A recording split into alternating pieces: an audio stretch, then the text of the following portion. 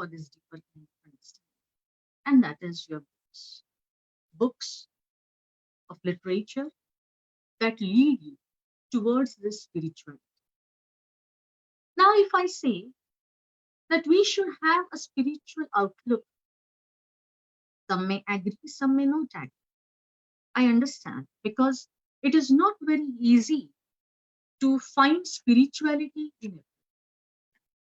But by trying to connect to that higher divine power and by trying to understand humanity, I think we can understand what is spirituality. Because this spirituality alone has the power to take us beyond materialism.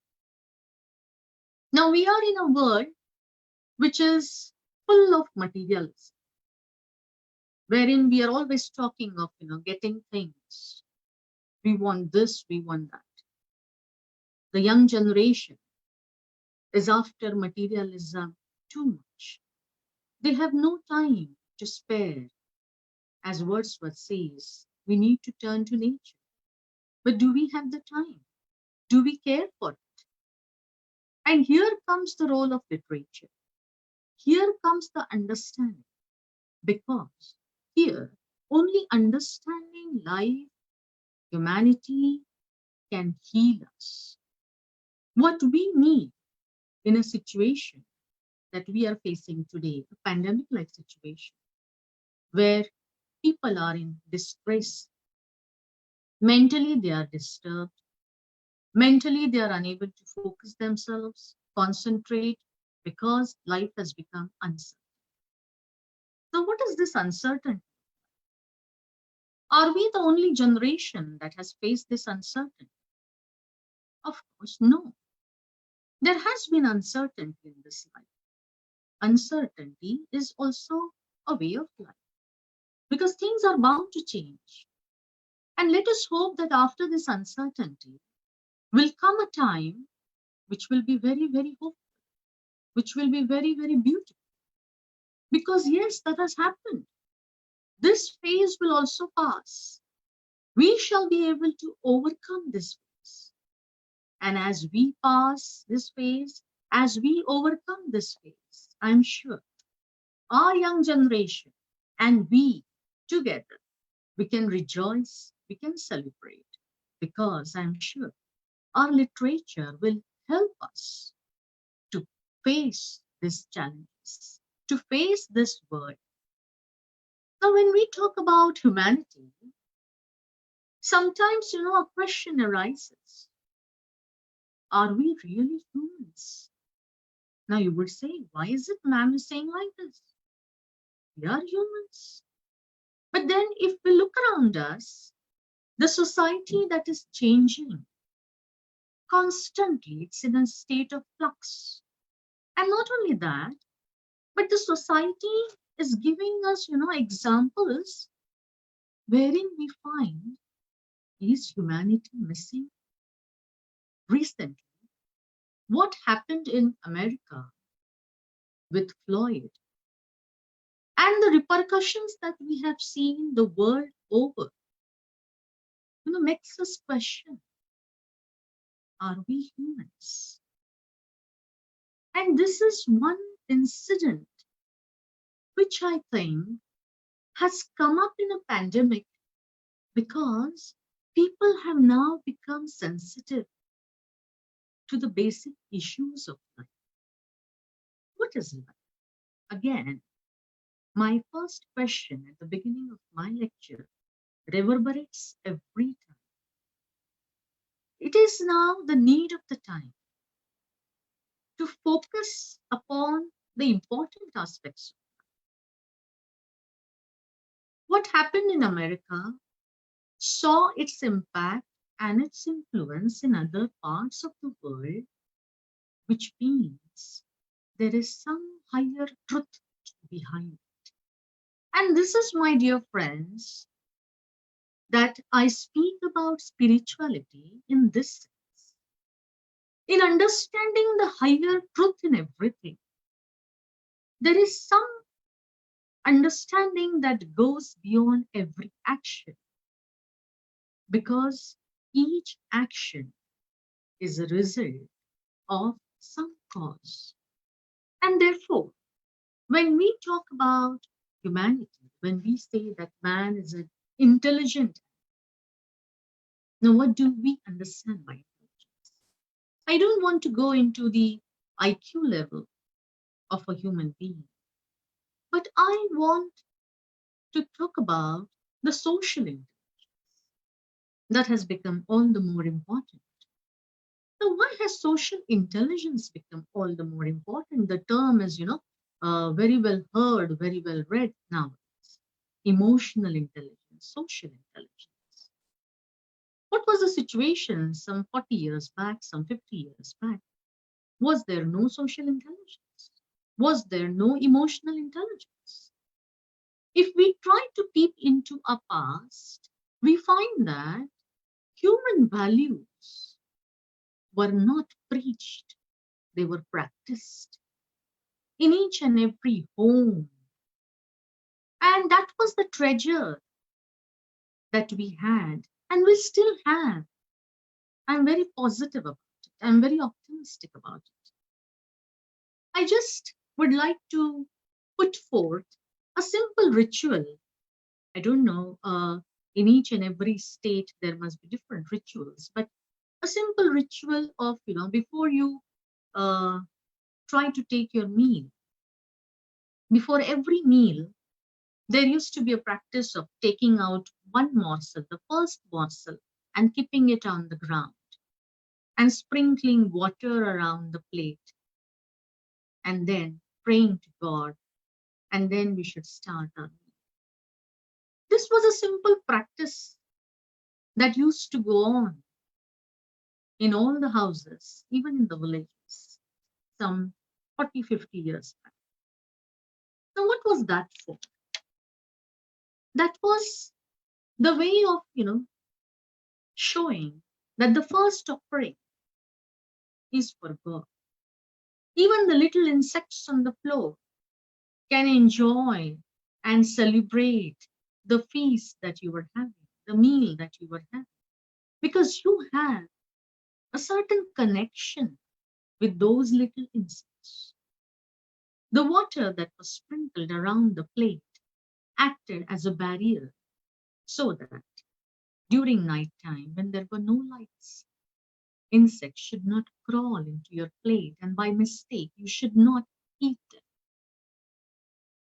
Now, try to understand why I have taken this instance is because the point that I want to focus on is these were some of the values that were never taught, but they were practiced.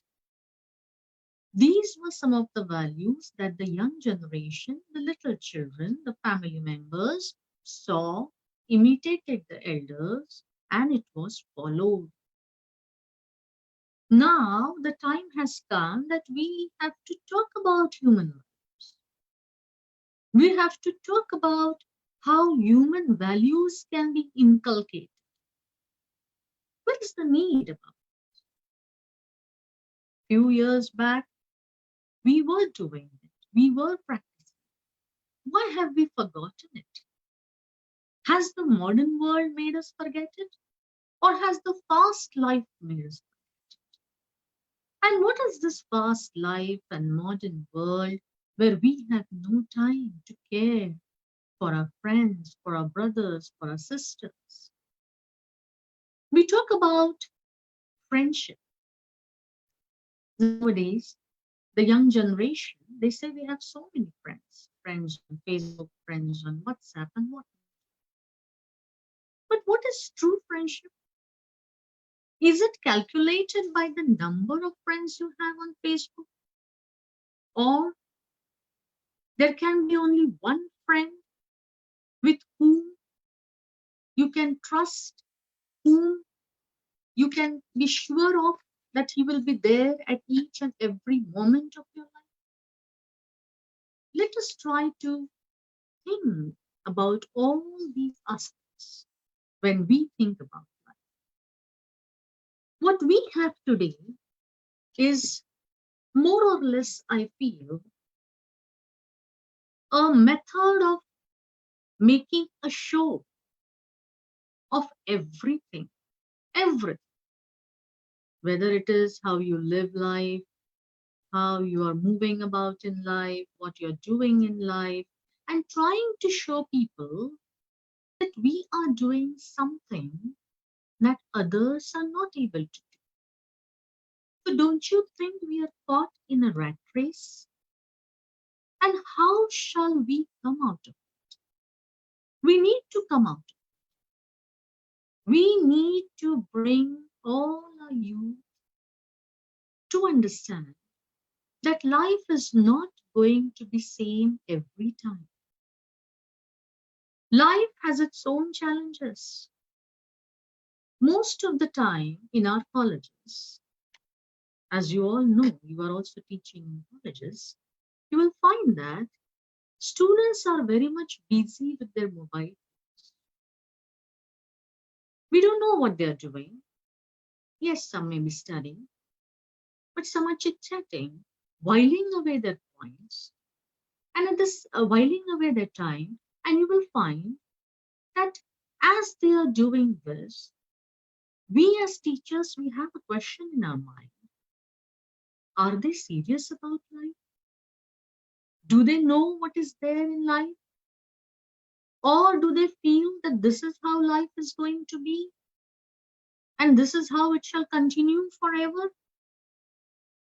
Because these are some of the basic questions that haunt us as teachers. And I think every one of you has this problem. Because this is how, when we see that the young generation, they say that we have our own way of dealing with things when we talk with them.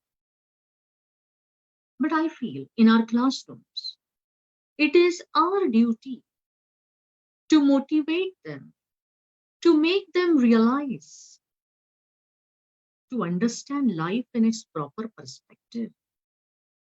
It is very important, dear friends, to understand life in the proper perspective. And that is where the role of literature comes. Because when we talk about literature, literature comes to us through different countries, through different sections of the society. We as human beings, because we are not able to experience everything, it is literature that brings us, different characters from different parts of the world. And when we understand the culture of different societies, when we understand the different aspects in their life, I think we can become a better.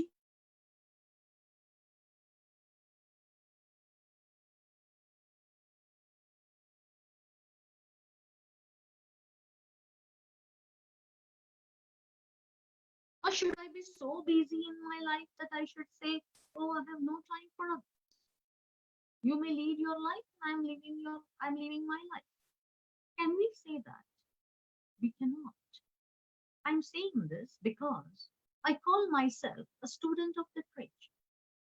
Yes, I am also a student of literature, and I shall be as long as I'm alive, because we all are studying new things every day. Let me tell you, I also study, I also get to know new things even from my children. So at times they become my teacher. And yes, I must accept that because I am not all knowing. I cannot know everything from every subject. But yes, my literature allows me to understand every subject, whether it is sociology, anthropology, philosophy, psychology, you name it, and my literature has it. Even if it is science, we also talk of science fiction. Now you would say, how come science is associated with literature? Yes, it is. For a long, long time, I did not like these science fiction movies. And I asked my son as to how is it you're so much interested in it.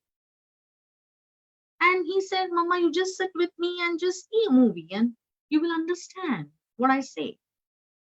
Now it's very difficult, let me tell you, at this level to understand of what a child is saying, but I trusted and I went through a movie. And let me tell you, what they try to deal through science fiction is again the same human principles that we believe in.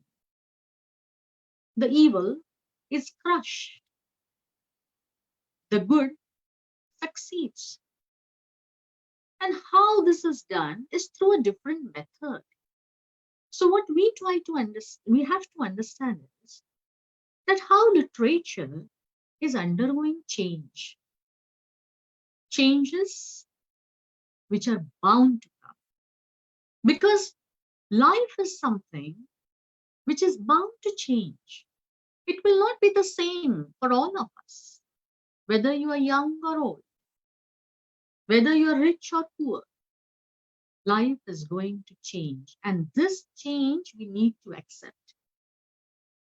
Now that we talk about literature, we talk about pure aesthetic joy that we get through literature.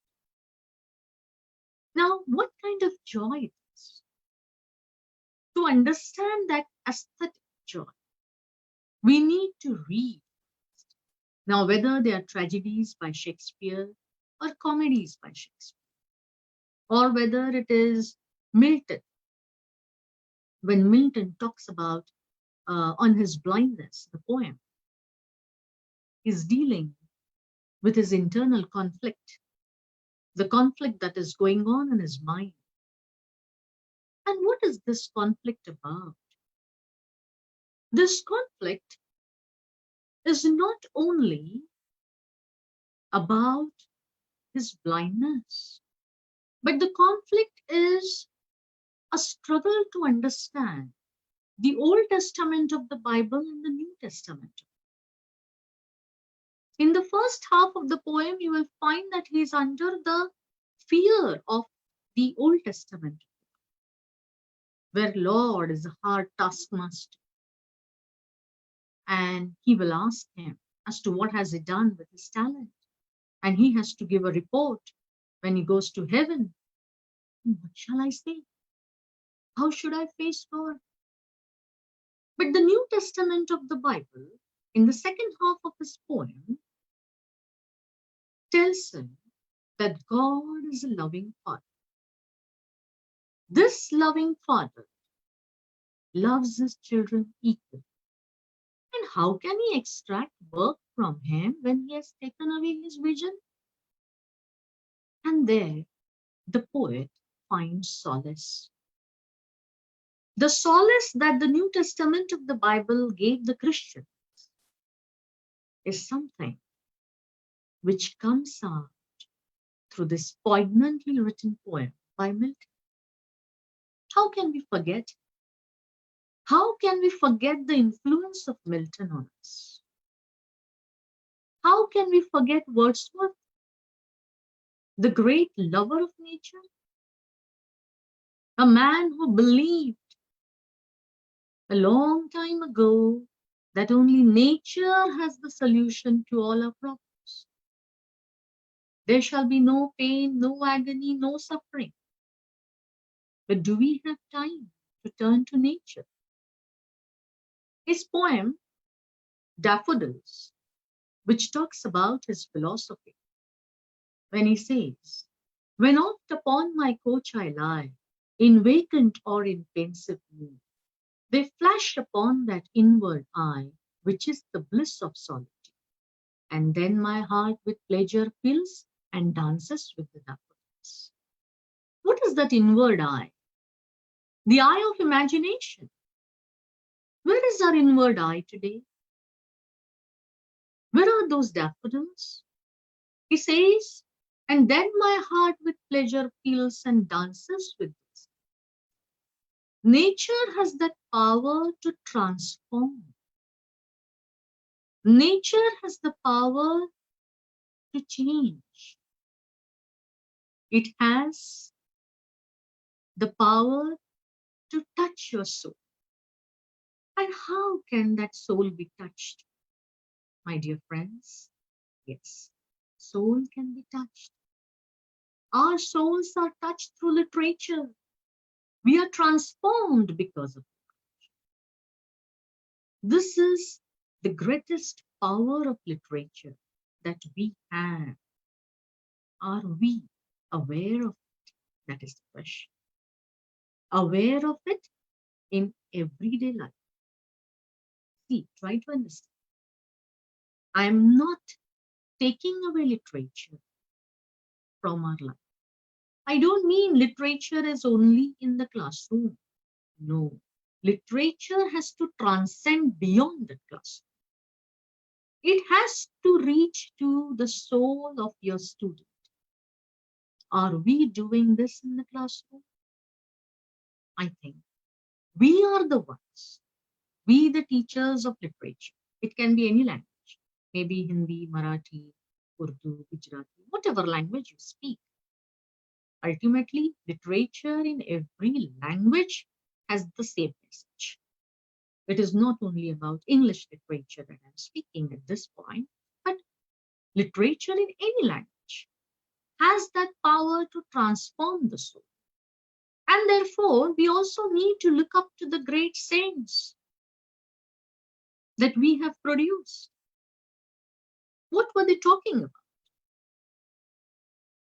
The kirtans and the bhajans, whether it is Kabir, whether it is Tukaram, whether it is Nyandev, you have so many saints.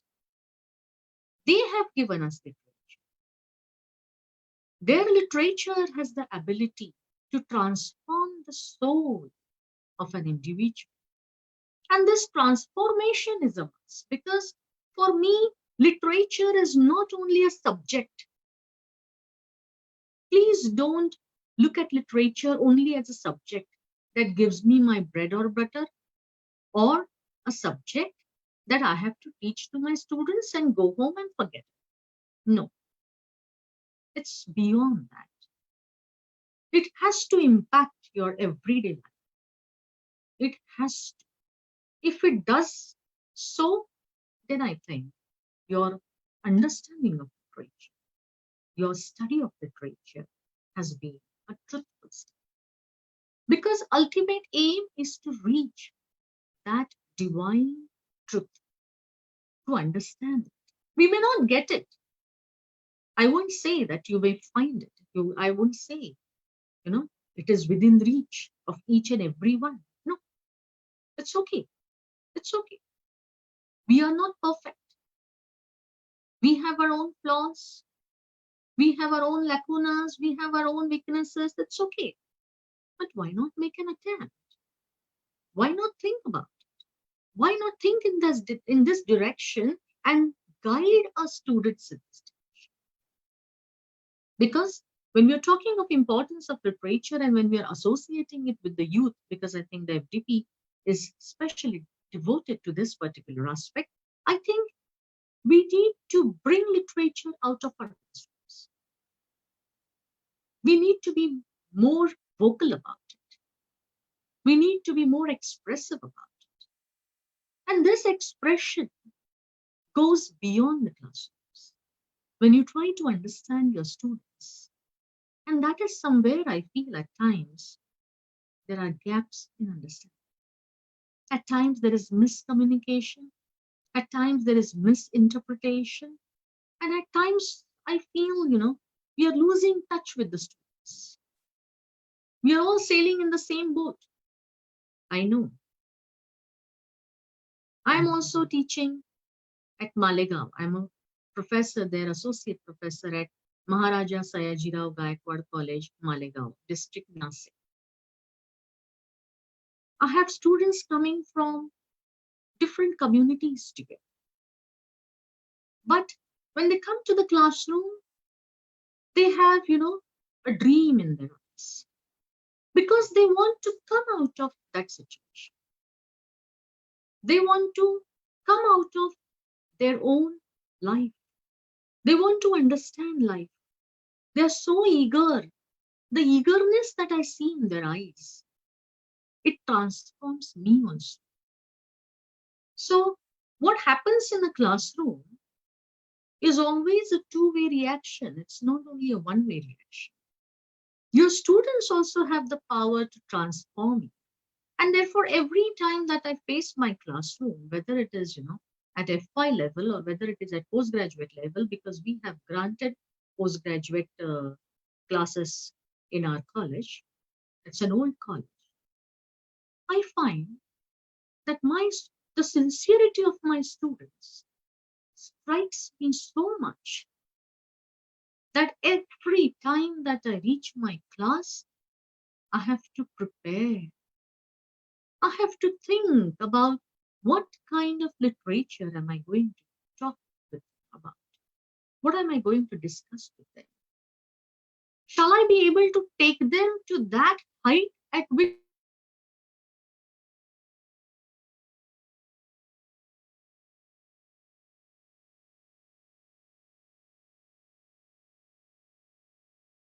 more? It makes me go deeper and deeper into understanding. And believe me, every lecture, every year that I take, I feel that, Ma'am, I, your voice is getting disconnected. Veena, ma'am, yes. Am I kindly. audible now? Am I audible? Yes, ma'am. Now you are audible. Am I audible? Yes, ma'am. Yes. Thank you. I feel this kind of interaction that happens in a literary classroom is sometimes missing, where we find that the strength of the student is dwindling. Please don't allow it to dwindle. Pull them in the classroom through your literature. And I'm sure they will enjoy it like anything. There has to be a certain kind of a sacrifice on our part. And what is that sacrifice?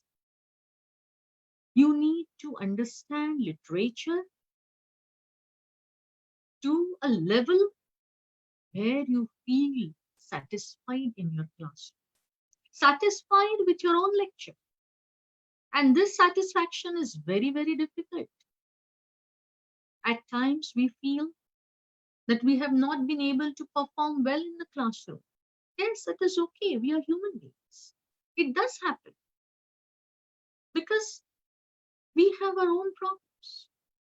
Sometimes you may not be well, and still you are there in a literature classroom, and still you have to deliver. But you have to keep in mind that the students have come there with eagerness in their eyes. My students always have that eagerness, and that is my greatest driving force in my classroom. The postgraduate students or the undergraduate students who have a desire to do something. They want to know as to how life moves on. So when I talk with them about the Robert Frost, the great American poet, how he has understood life, stopping by woods on a snowy evening.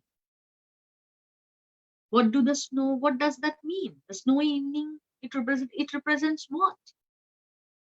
How beautiful is life? But what has he to understand? He tells us that we have to understand that our this present life is more important than going into the unknown. So when Robert Frost says that the woods are lovely, dark and deep, but I have miles to go before I sleep, and miles to go before I sleep, we again go into the understanding of this depth of life, the mystery of life. So when Frost deals with this mystery of life, I think it is literature that has brought us closer to his emotion. And what kind of an emotion? It transcends us into a wise human. So Robert Frost has always said that my poems begin in delight, but they end in wisdom. And it is this wisdom that we want to impart through literature. It is this wisdom which should come in our next generation. And I feel it does percolate once you try to do it as teachers of language. We have a great role to play. Just as when we say, I know you must have studied Shaw's Candida, and you must have also studied Ibsen's Doll's House. Now, in both the plays, you will find that it is the protagonist is a woman, but in Doll's House,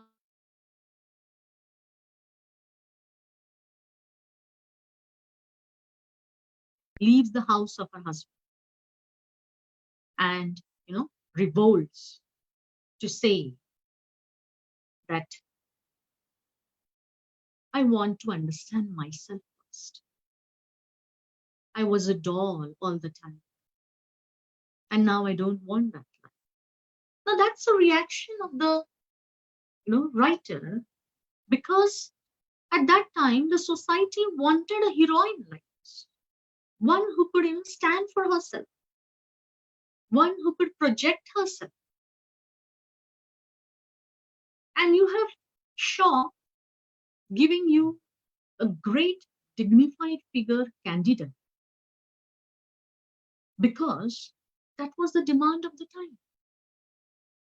So see how literature has evolved. What I'm trying to show is how literature evolves, how writers make a difference to the life. The writers have that power to give direction to the society. At times you will find that they are idealists. At times they are prophetic. At times you may say they are mad lunatics. Yes, they are everything. But they have those new ideas, new thoughts that struggle to come out. We as teachers, we can understand how the thoughts are struggling, how the thoughts are trying to be effective through the different mediums. The genre can be different. It can be poetry, it can be prose, it can be drama, it can be novel, right? It can be a short story, whatever it is.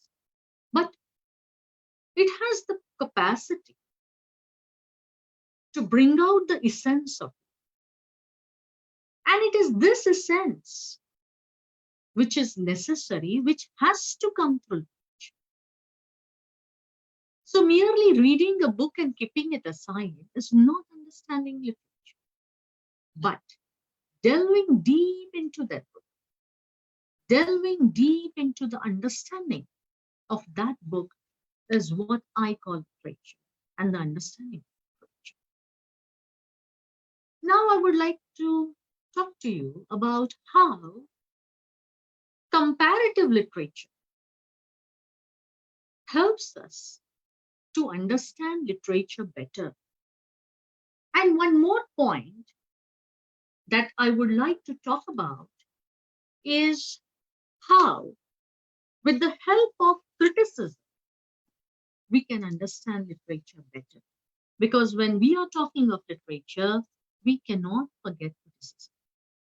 Criticism is something that gives you a proper perspective. The critic has to be a good critic, as we all know. And when we study literature by understanding the great critics, I think we are able to understand criticism better. Now, here when I studied E.M. Foster's A Passage to India and a play by Shantarama Rao titled A Passage to India. Let me put forth in front of you some of my observations and let me show how, with the help of critical analysis and with the help of the critics, we are able to differentiate or try to understand how far the play by Shantarama Rao has been a truthful rendition of the novel by E.M. Foster titled A Passage to India.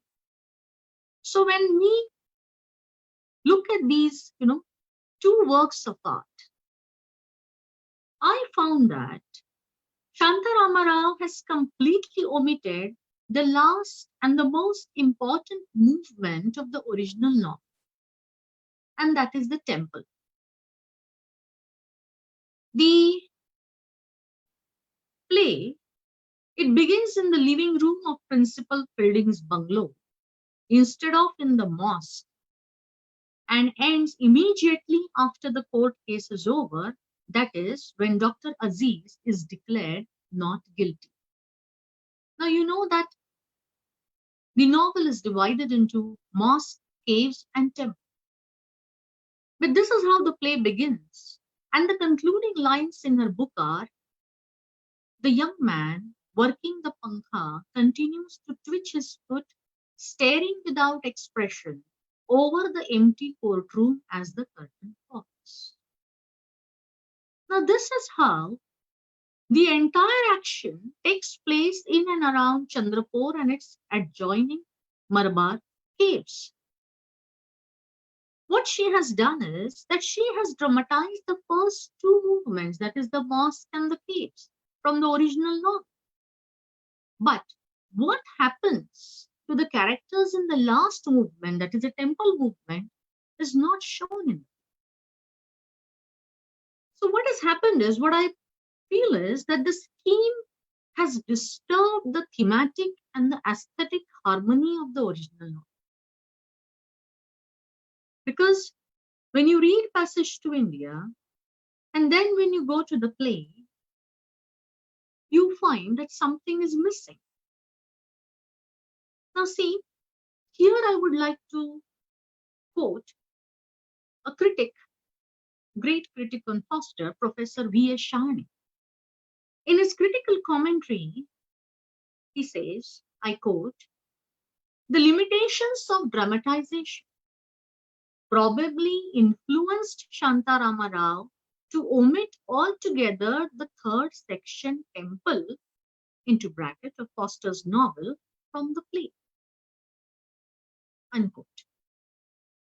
Now, this was almost inevitable since the mystical perceptions of Godbole were too subtle and too abstract for a play of action and character. But what I personally feel to understand is that Shantarama Rao has failed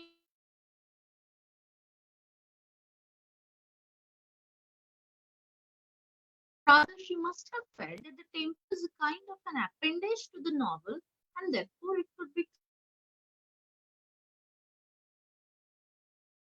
I would again like to stress that the aesthetic and the thematic design of the original novel has been lost.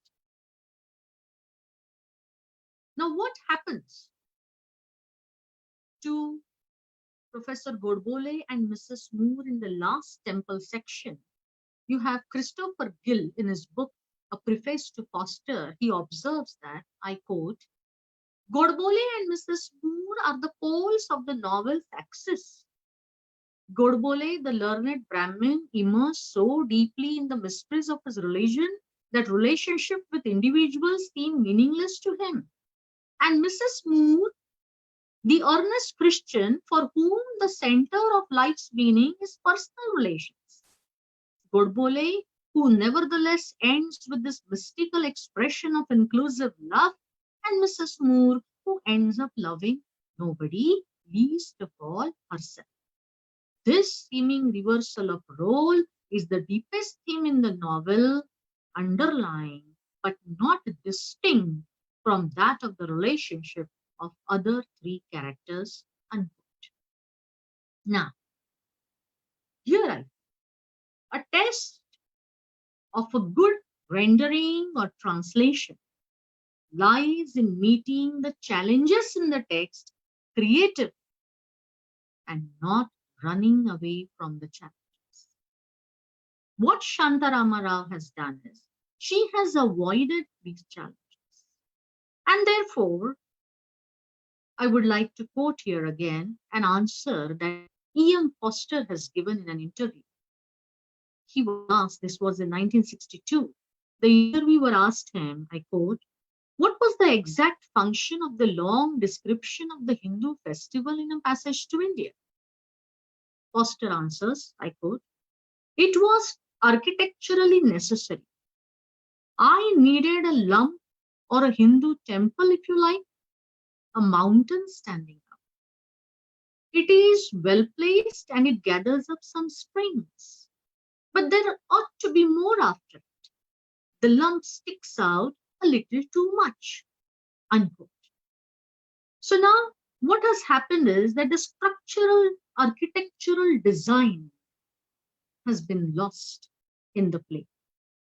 And it has been later on explained wonderfully by Wilfred Stone, where he says that the temple, I quote, is a symbol of a world mountain with a cave at its heart. The cave is at the center of this house of God, just as it is at the center of the north. This view emphasizes the prominent function of the third section of the novel, temple. And now, through this comparative understanding of E.M. Foster's novel and Shantarama Rao's play, with the help of critical understanding of some of the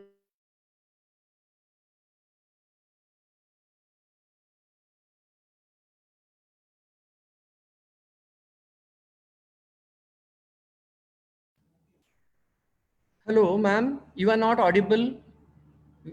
Veena, ma'am. yes, There is a problem with your network, your audio and video. Yes, now you are visible. yes, yes, Yes, and ma'am. yes, Please thank you, continue. thank you. So the problem with the actual understanding of the novel and the play is that we need to understand the subtleties which are, underlying. The theme has different layers of meaning. And unless and until we explore all those layers of meaning, we cannot understand literature to the core. This understanding literature, the heart of literature, the core of literature, I think, in itself is a wonderful journey which we, the lovers of literature, the students of literature, have to undertake. And the same has to be communicated to our students. We can't forget them because we are dealing with them every day in our classrooms.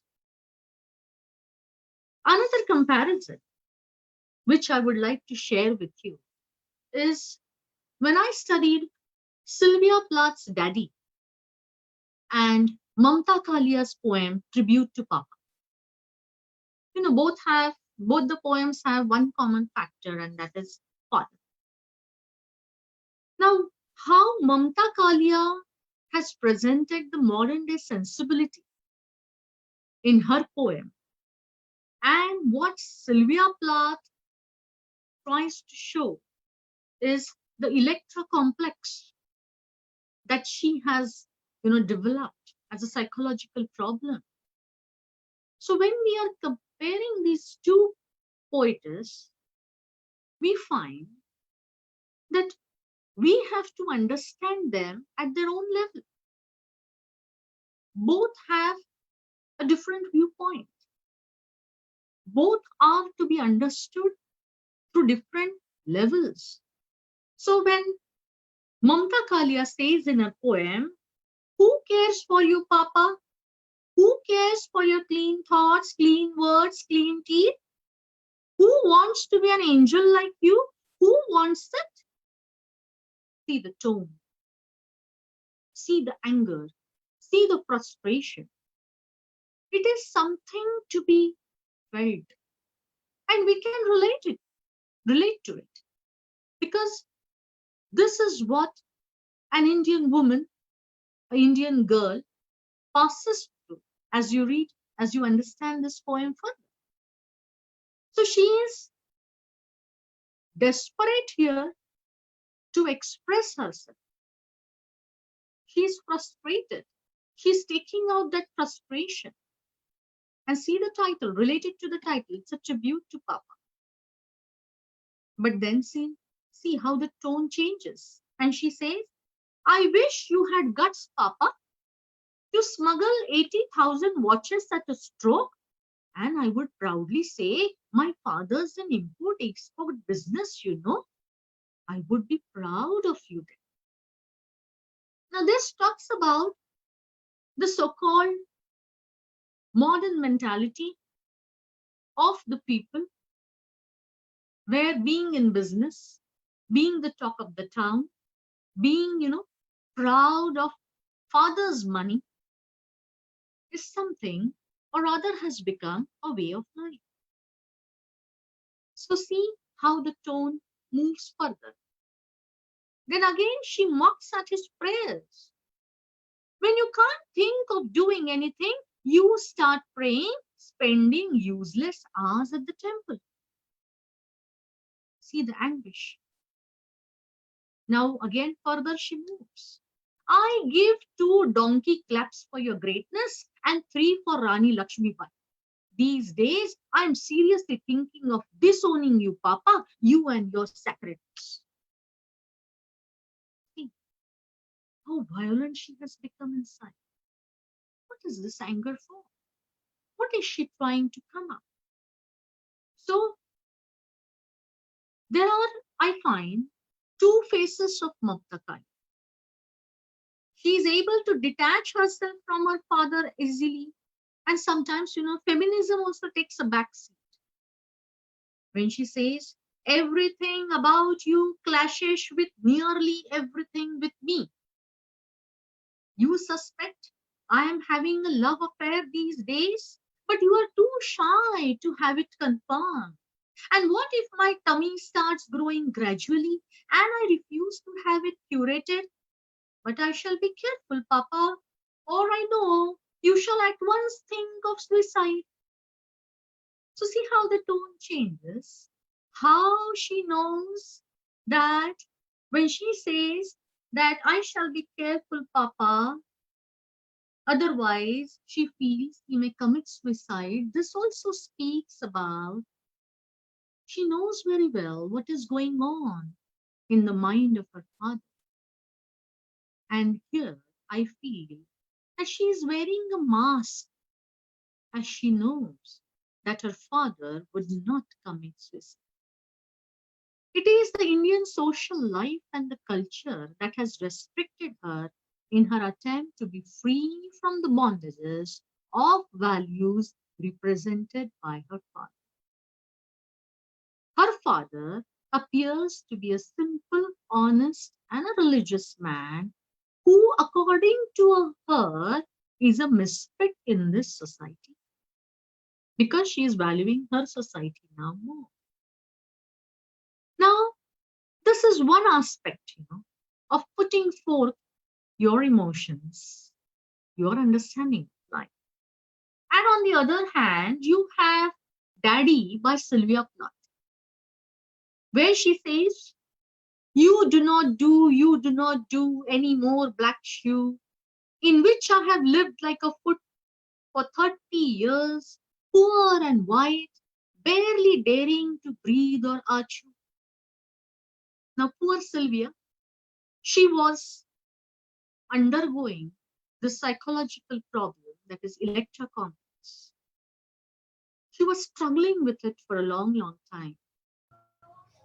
It was in her mind that she was trying to kill that father image.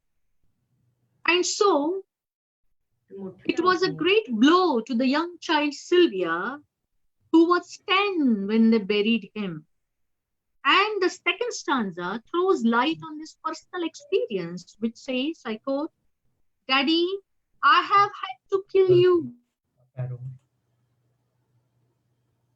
Choose virtual background. A bag full of gore, ghostly statues, one grey toe, big as a Frisco sea. Now, Sylvia's daddy was a Nazi while her mother was a Jew. And this internal conflict had created a psychological tension in her as a child. And therefore, she further says, I quote, so I never could tell where you put your foot, your root. I never could talk to you.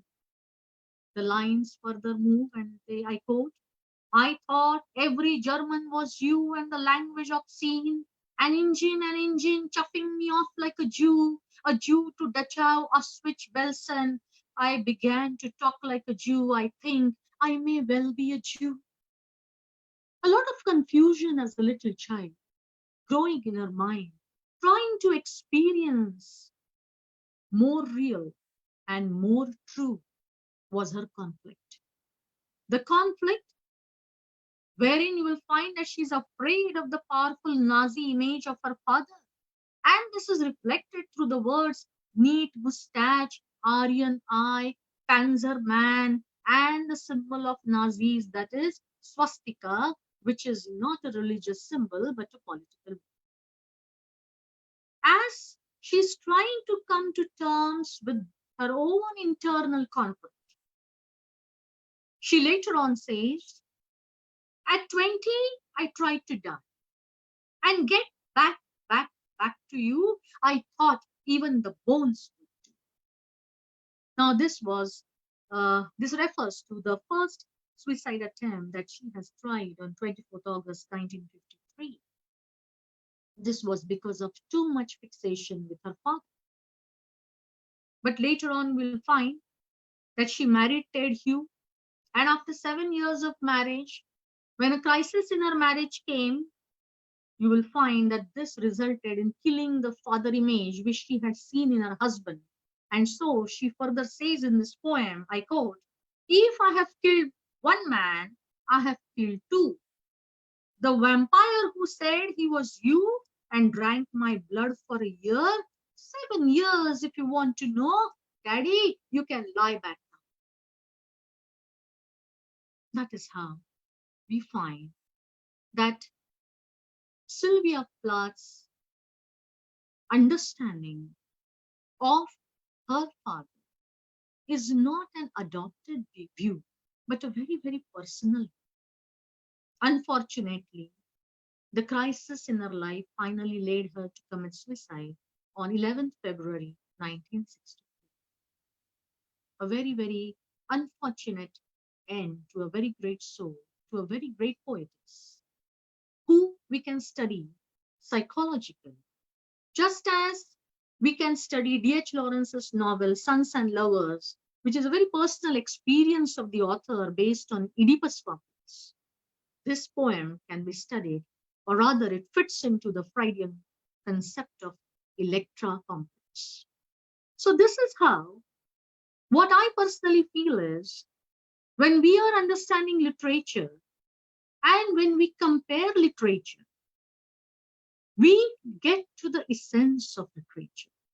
We are able to bring out the real essence of literature. So, the poetess Mamta Kalia, she has a different viewpoint, no doubt. It is her viewpoint, it is her background, it is her understanding. They are her feelings. But what we see in Sylvia Plath is a psychological insight, wherein we find that we have to understand these writers, whether they are poets, whether they are writers, from different perspectives. So when I am talking about the different perspectives of these writers, I would also like to touch upon one novel by John Steinbeck, the American author, who in his novel, The Pearl, has given us a very close understanding of life. Life as we are seeing, right from the first point of my lecture, we are, revolving around the same point, life as it is revealed through literature. And he believed in the ability of man to improve his condition. So in this novel, you will find that there is Kino, who is a Mexican pearl diver who lives with his wife Juana and son Coyotito. Now, he one day comes across a pearl. It is as big as a seagull's egg. And the writer here in this novel, he has used the song of the enemy, the song of evil, the song of the family, to talk about the different aspects of this novel. So as Kino, he finds that pearl, you will find that he is a Mexican Indian, and there is a clash between the Spanish and these Mexican Indians. So the Spaniards are, they have their own church, they have their own tradesmen, they have, they also have, what you can say, their own doctors, and they're always at a clash with these people. They try to dominate these Mexican Indians. So Kino, the moment he finds the pearl, all the people in the society, they are after that pearl. The pearl becomes the song of enemy in the form of the doctor, in the form of the tradesman, in the form of various people who are after him. The child of Kino, Coyotito, he's stung by a scorpion. And he has to take him to the doctor, and he knows very well that the doctor will not treat my child. But the doctor is treating the child in the hope of getting the pearl. The doctor purposefully makes the child sick. Poor Juana, she knows some herbs and medicines. She tries to deliver those medicines to the child, and the child survives. The society drives Kino to a point where he has to sell that pearl. And he knows that he will get a lot of money out of it, and that money will change the future of his child. He can give good education to him. He can make him a good man. But all the dreams are shattered when he finds that all the society is after him. The society runs after him as if there is no other aim in their life, and he literally has to run away from that village along with his child. But there are 3 trackers behind him. He has all the guts of a man to protect his family, but Juana knows, or Juana has a higher knowledge. And I would say, being a woman, yes, she has that sixth sense, and she says, throw away this pearl. This pearl is the evil, it is sin in our life, it will take away our child. And dear friends, she's so right. But Kino is a man, he wants to show his manliness. He runs with his family. He tries to kill those trackers. But during that fight, one bullet hits his child, and the child is killed. Poor Kino and Juana come back to their village, and Kino, for the last time, looks at the pearl and throws the pearl into the sea. The sound of the pearl, which was a sound for his family, wherein he had seen the dreams of his family coming true, totally vanishes. And you will find that the sound is no more heard. What happens to Kino is what happens to every man. What is the understanding that we can take from a novel like this? Because this is a novel with which each one of us can relate. And at that moment, you will find that he has a kind of a rebirth. Yes, Buddhism talks about rebirth. Every suffering that we pass through makes us reborn. It's a rebirth for us. There are every suffering takes us to that rebirth. So don't be afraid of those sufferings. We have to face them. Buddha has faced it.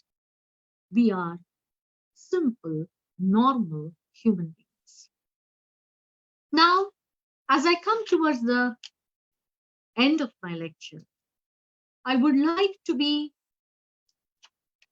very much clear as to how we can motivate our students in reading literature. This is a big problem nowadays because, every child you will find is interested in science and technology, and then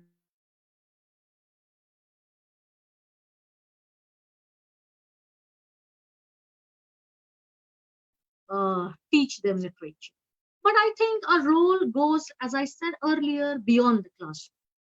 We are not only teachers of literature, we are also parents, we are also family members, we are relatives to someone, and we need to propagate this understanding that literature has to be the way of understanding literature has to be the way of life.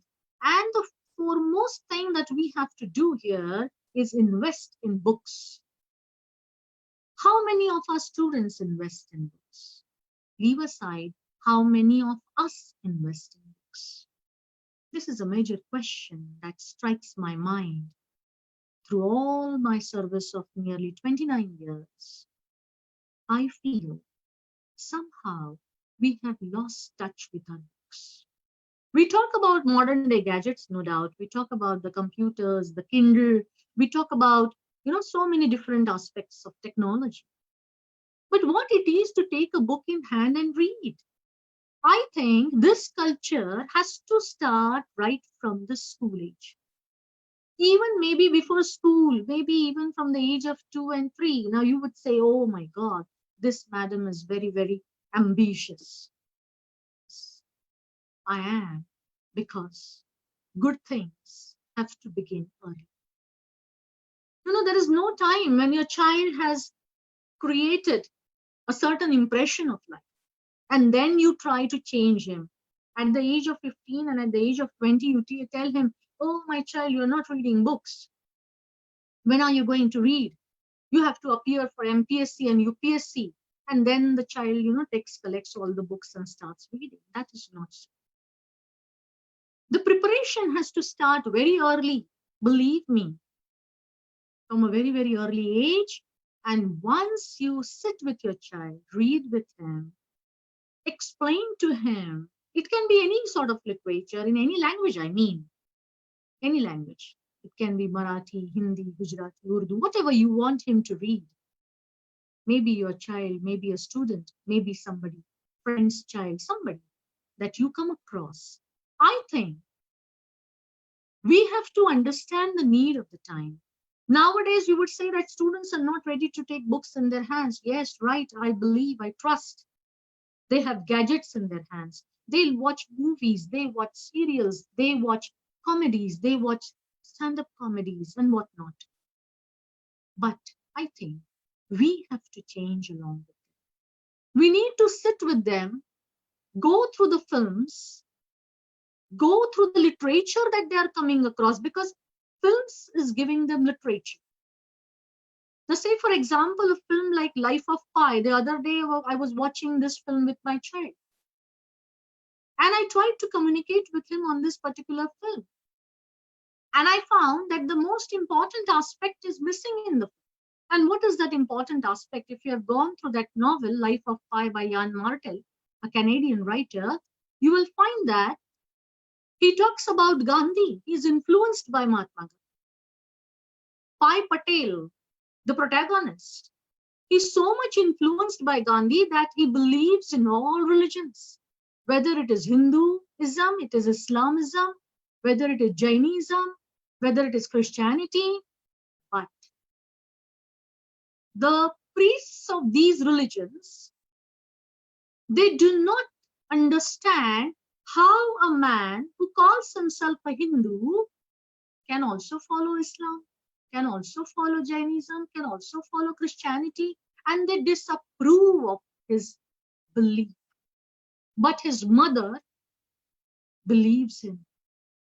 But his mother allows him to think on her own way, on his own way. And that is the only reason he says towards the end that it is because of this belief that I am saved in this life and I have survived. If you have gone through the novel and if you have gone through the film, but this very core is missing in the film. So when we are interacting with our children in this way, this is how even we can interact with literature. We can tell them that, my child, this is missing in the film. In fact, you should go back to the book and read the book for yourself. So this is how interaction with the children is very important, with the students is very important. And therefore, I always say literature is not in the classroom, it is beyond the classroom. It has to, percolate everywhere that you come across. And you will find that you should allow children to speak up. You should allow children to talk about themselves. Speak up with their teachers, with their mentors, with their guides, with their parents. How will we know them? We have, stopped communicating. And this is the greatest disaster that we are facing today. Let them speak whatever they want to say.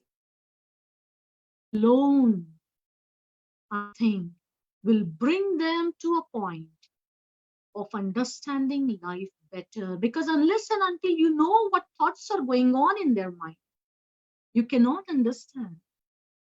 You cannot teach them. You cannot reflect upon their understanding of life. You cannot comment. You cannot just judge your child or a student. You have no right to do that because maybe they are passing through a different stage in life. Try to understand all these aspects. And last but not the least, I would say, because we are facing life in our own way, and at times we have lost touch with nature. And I'm a great lover of Wordsworth, and so I would say we must learn to respect nature. Let us believe in the philosophy of live and let live. This is the greatest philosophy, I think. If we respect nature, I am sure nature will respect us. Thank you so much. Thank you.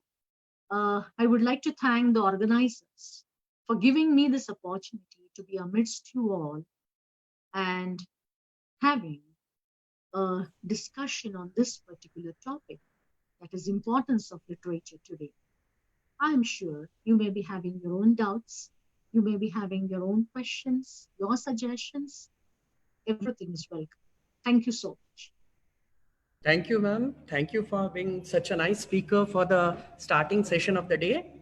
Now I request our course coordinator, Rupa Shah ma'am, to kindly take up the questions. Am I audible? Yes, ma'am, you are audible. Ma'am, there is a question for you from Dr. Rupun Joy. He asks, what is your opinion on the popular literature and their sublimity? Yes. Do they have sublimity of thought? Yes. A very good question indeed.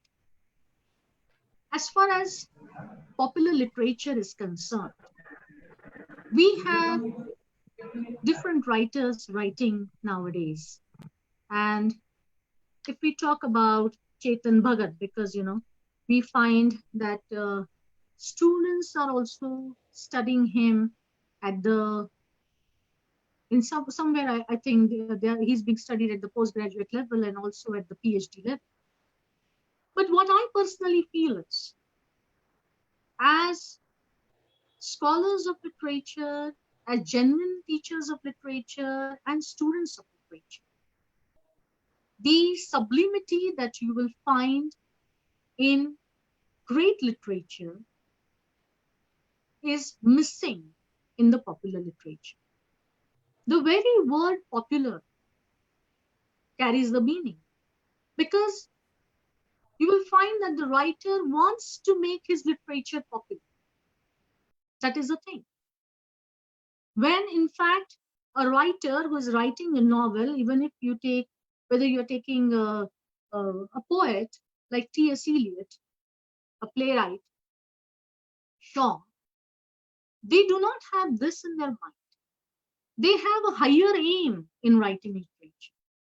And that moral aim of writing literature, of giving a direction to the system, is something which I feel is far more important.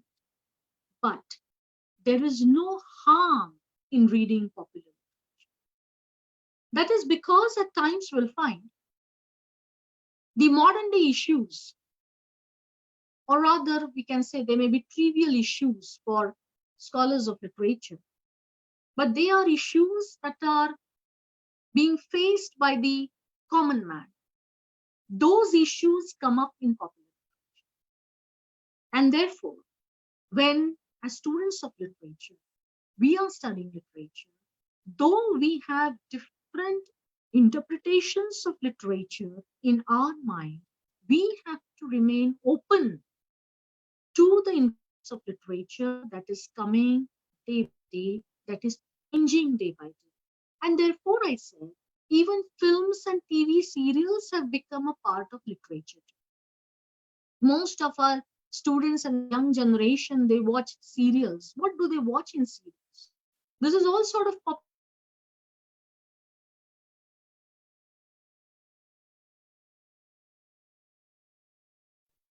When you want to tell them about the intricacies of it, I think even these serials help at times if we discuss them in the proper perspective. So what is happening is, unless and until the proper perspective of literature is understood, we cannot understand literature. And for that matter, even popular literature should be taken in the proper perspective. I hope I have answered your question.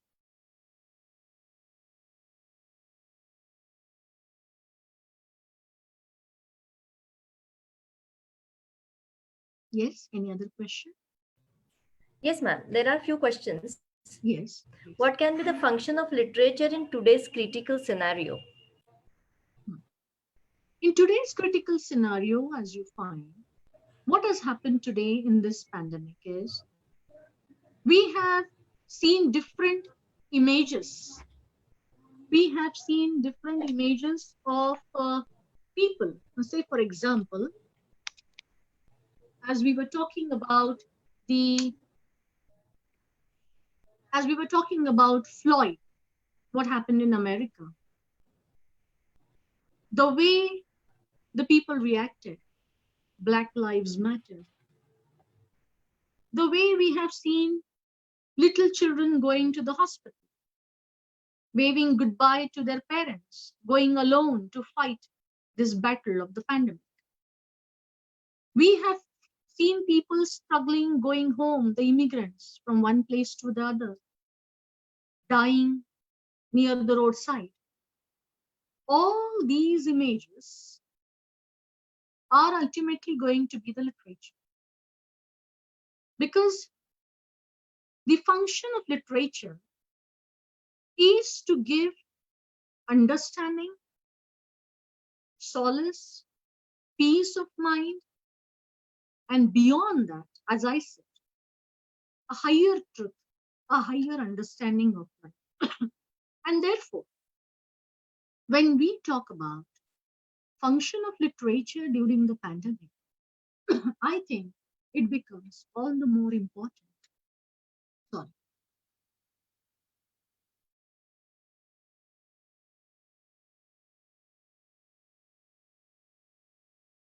Yes.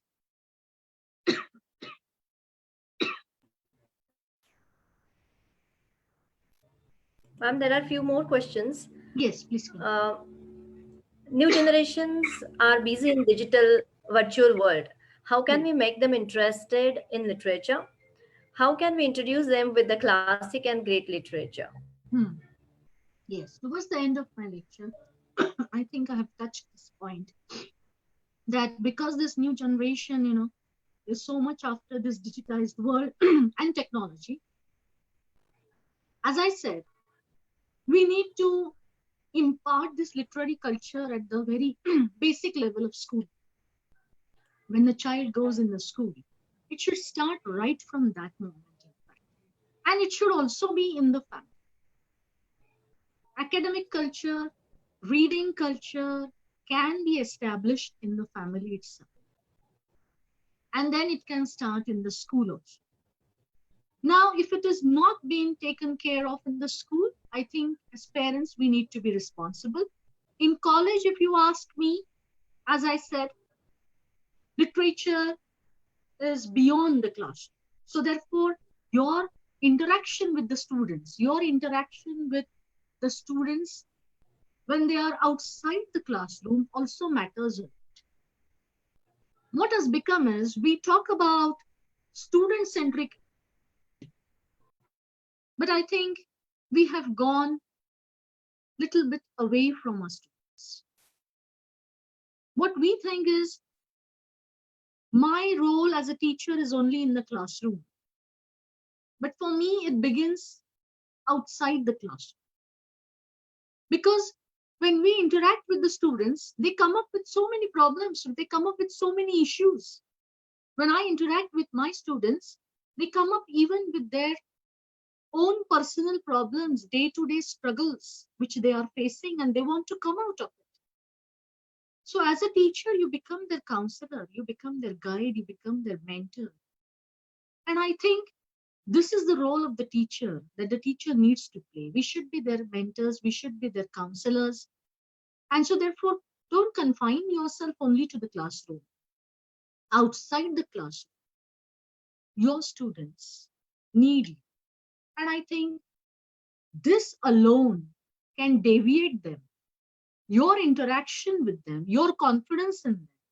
And first and the foremost thing is, we as students of literature, we as teachers of literature, we ourselves must be convinced that literature can change the soul, that the literature has the power to change this.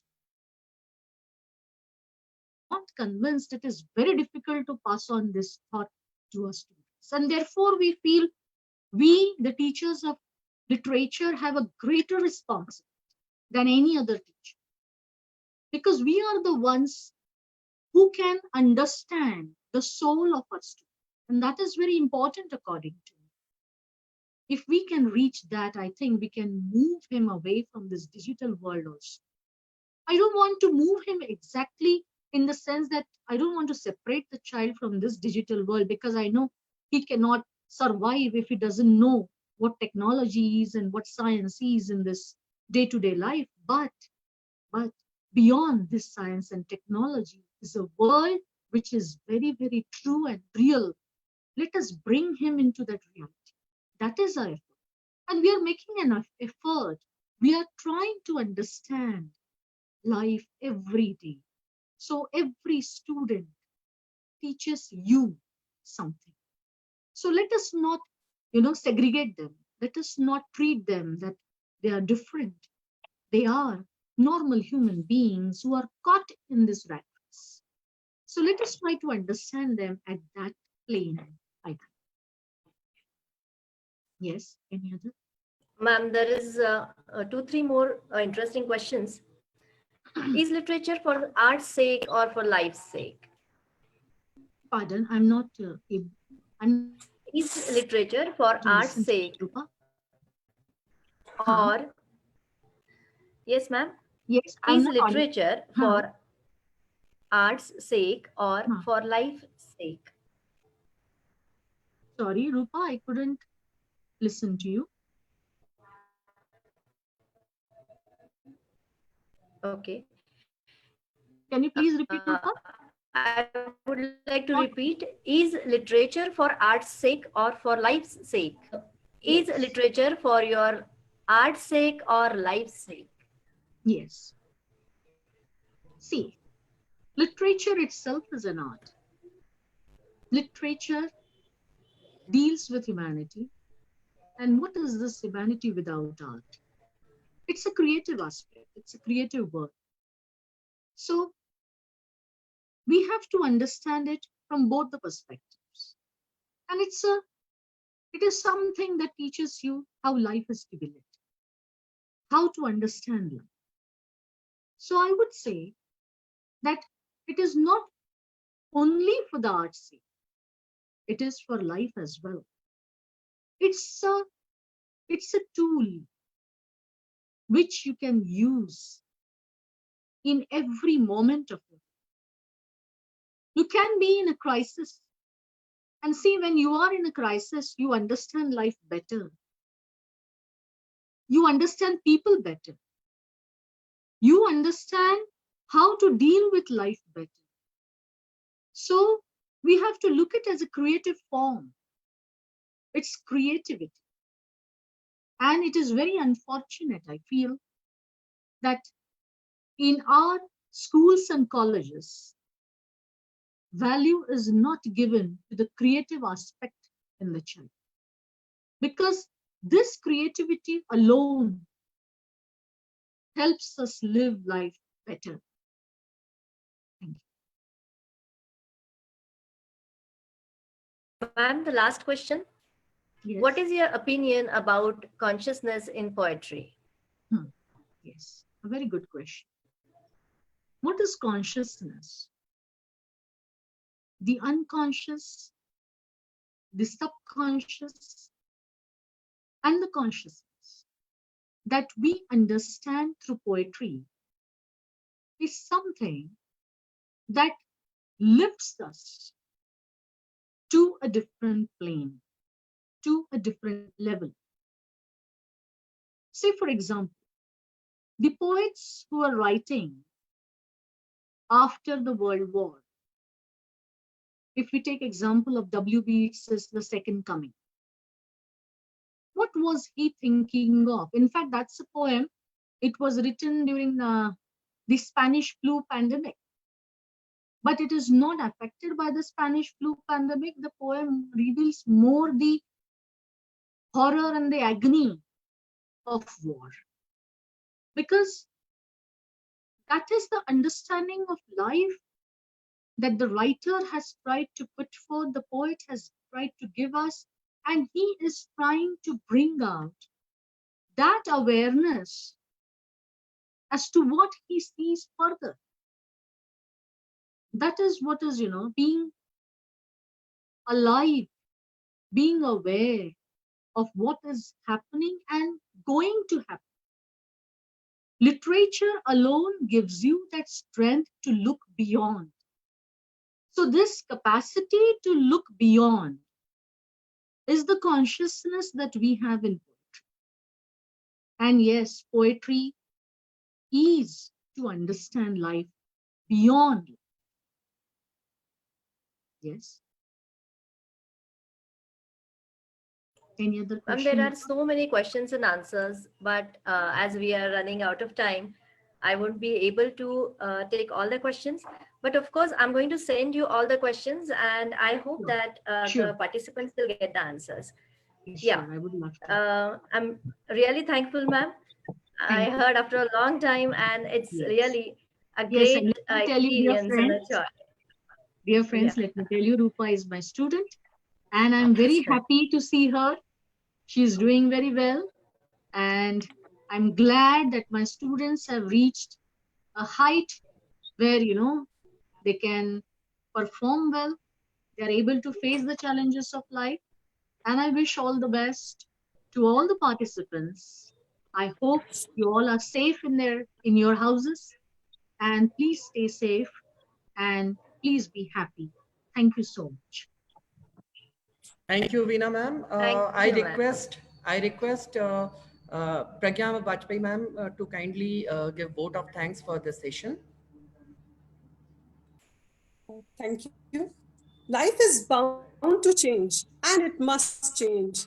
We must accept the changes and challenges. Ma'am taught us about higher truths of life through influence of Milton and Wordsworth on humanity. Nature has power to transform and change. It is therapeutic. It heals us because it has great power to touch our souls. She taught us how to be aware of the power of nature through literature, and it is our teachers' responsibility to make them aware of this power. As a teacher, we must touch upon the spiritual aspect of literature to help students to gain wisdom and feel the aesthetic joys offered by literature.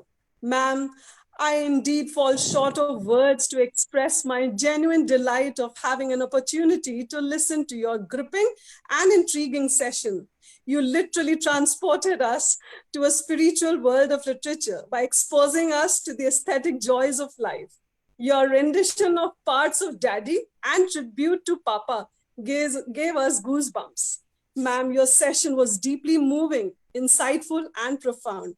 I can't thank you enough for sowing that seed of wisdom in us and helping us with the ways of transforming the lives of youth. On behalf of all the participants, I thank you for sharing your valuable ideas of true essence of life and enlightening us. Thank you so much, ma'am. Thank you. Thank you so much. Can I leave the session now with your permission? Yes, ma'am, you can. Yes, ma'am. Thank you so much. Thank you, ma'am.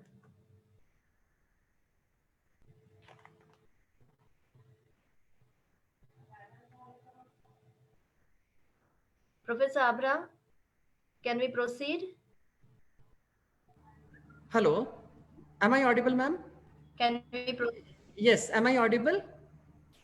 Now, for Yeah. the next technical session, I would Yes, request you're audible. Professor Ambika Kamath ma'am to introduce our next technical session speaker to the participants. Ambika Kamath Thank you ma'am. so much. Yeah. Am I audible? Yes. Thank you. Yeah, okay.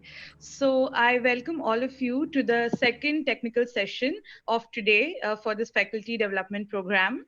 Now we have with us, it is my privilege and honor to introduce to all of you Professor Ramakant Varvadkar. He is an eminent professor with an extensive experience of more than 35 years of teaching at postgraduate level.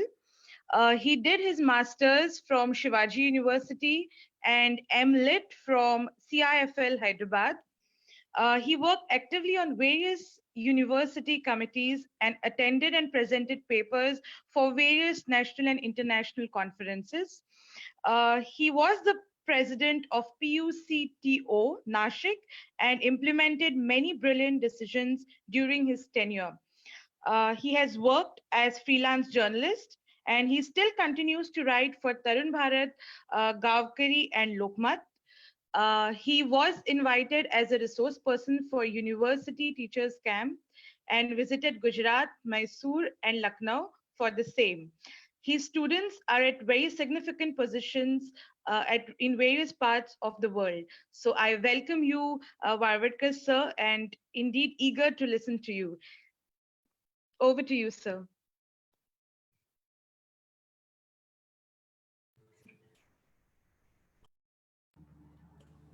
Yes, sir is online. Yes, sir. It's my privilege to speak with you. Thank And you, sir. Good particularly- morning. Yes, sir. Yes. Good morning to all of you. Actually, it is afternoon now. Morning is near about over. Yes, sir. Good afternoon. Good afternoon. Thank you, So sir. it's my privilege, and particularly to speak about young generation and their response to literature. what I personally feel,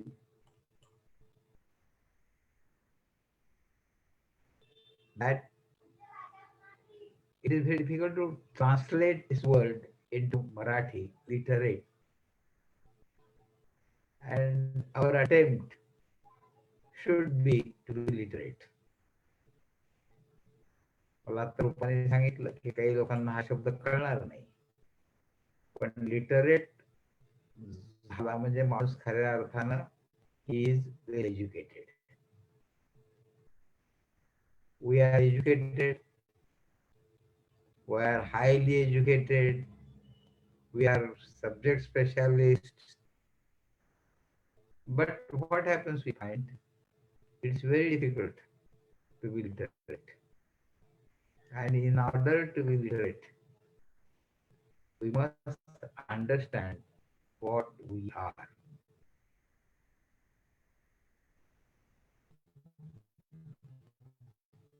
And that is at the center of literature. We have time for innumerable things.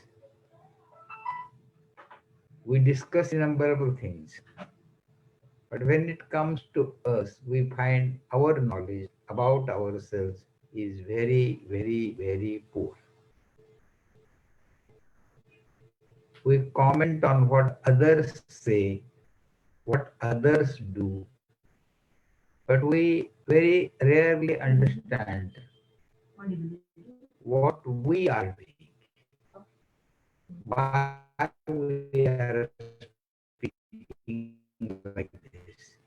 And in order to understand this, what comes to your help is literature.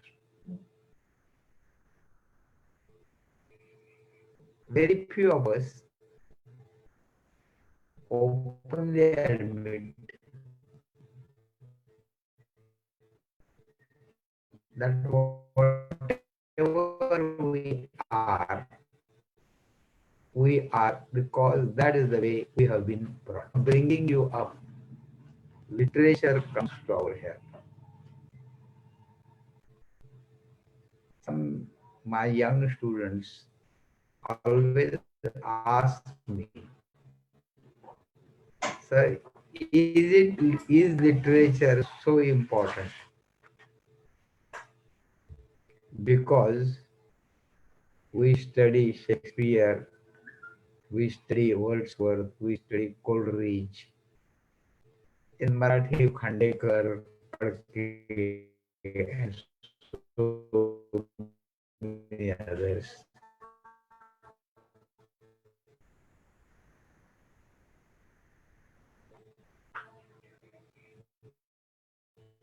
Do they really? And my answer to this was,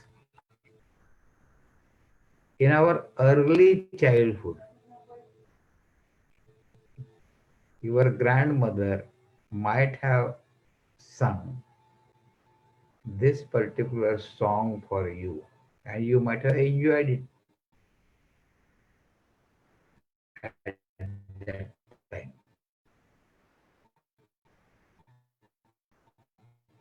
And what are the lines? Paus ala mota.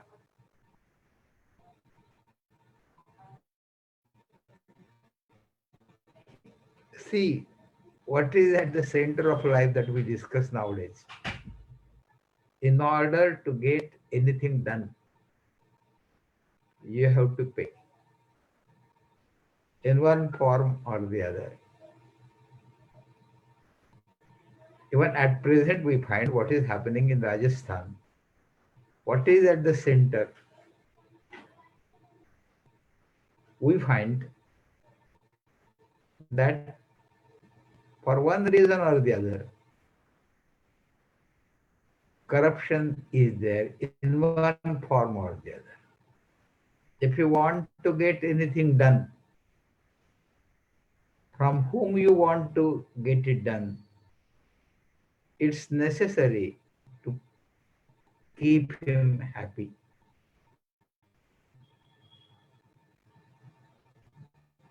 This is what happens. Now, in those early days, we enjoyed the song because song is about rains, and yesterday it rained in Pune, and all of us enjoyed it because it was, so rather, it had been raining for days together, but drizzling, no rains at all. But yesterday we had an experience of good rains. Now you may ask me, there is tremendous power in literature to make you a human being. Human being is a human being because he thinks, because he looks at what the other things are. Many times this question comes to us, are we all alone? I have been deliberately asking this question to all of you because nowadays, whenever there is discussion of literature, it is about sense of loneliness, sense of not belonging, sense of frustration. A very favorite actor committed suicide and his balance was 10 crore. But what went wrong, nobody knows. We are trying our level best to find out. But the point is, money is not your companion. We are after money, but money doesn't understand you, and you cannot understand anything, anyone through money. This realization, or in order to have this realization, what is necessary? We have to keep ourselves open. And many times people ask me, what is our problem? Our problem is we are not open.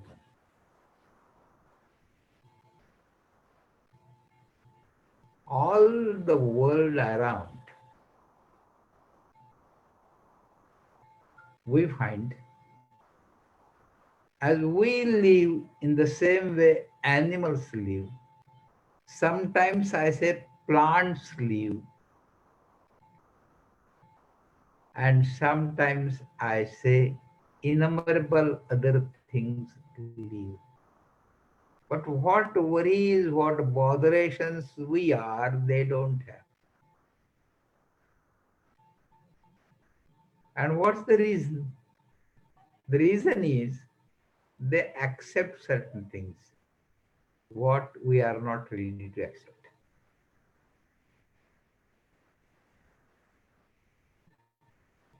We are human beings. And as we are human beings, we go through the process of growing.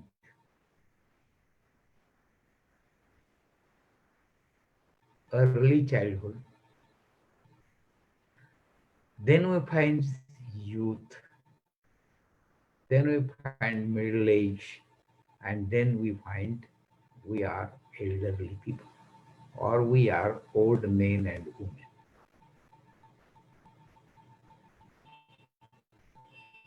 What is our problem?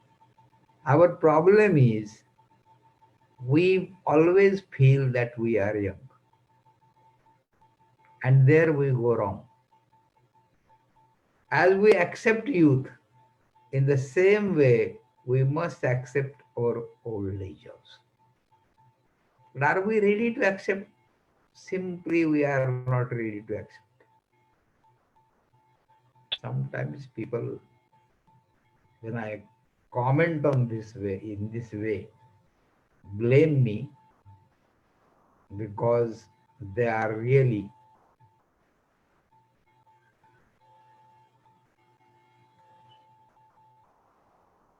the lovers of Sharad Pawar.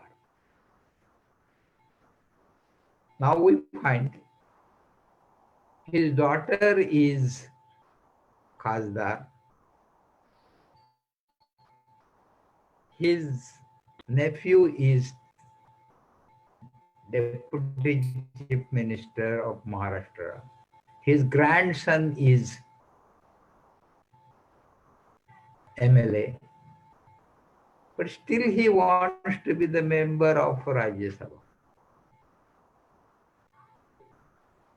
At the age of 80, what is not there? We are the students of English literature, and Shakespeare made a very nice comment. Ripeness is everything, ripeness is all.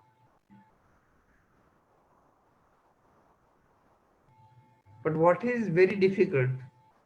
It's very difficult to be ripe and to understand that we are ripe. And in order to be ripe, we must understand that attachment is important. In the same way, detachment is also important. I still remember in my early childhood, my grandma used to say, आपण खाण्यात जसा आनंद आहे तसं इतरांना खाताना पाहण्यात सुद्धा आनंद आहे. See, this is literature.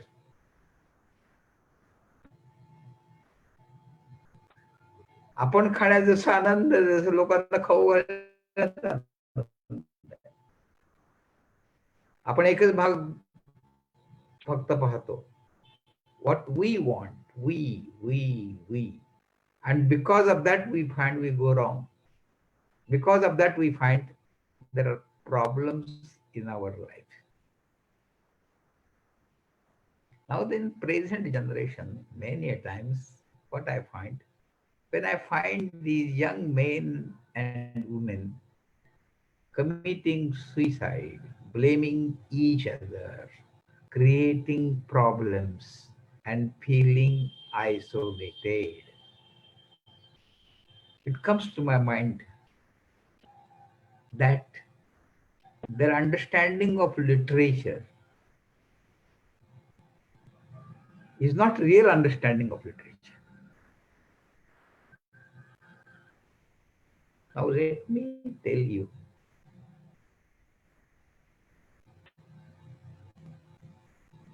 whoever you love, whatever you love, whatever you have,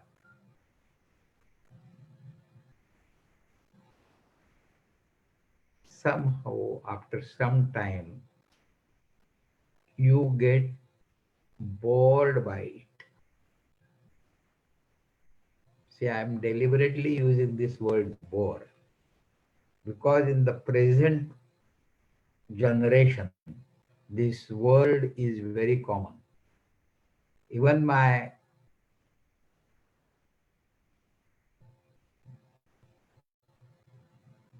grandchild, what he says, आजोबा मी फार बोर झालो. And what is the reason of boredom?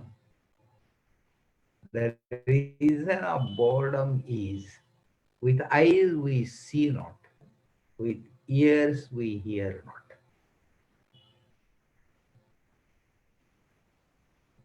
There are so many things created by Almighty God that you can enjoy.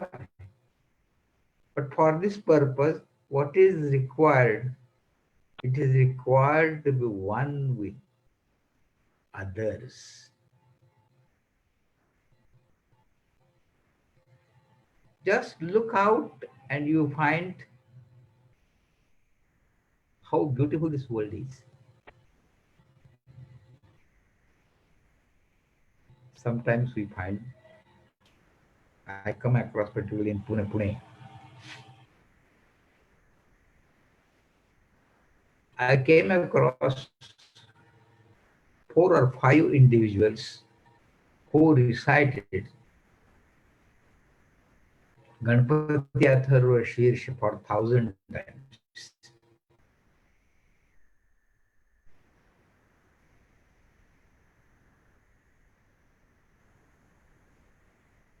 And they told me this is what they are very much proud of.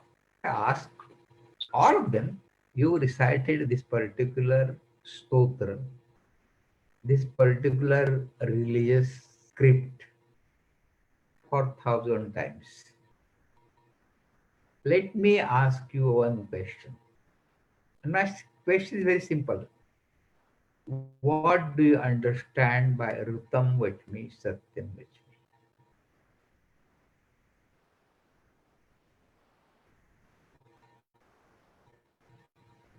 And none of them was in a position to answer the question. Now, here is the answer. We recite without understanding,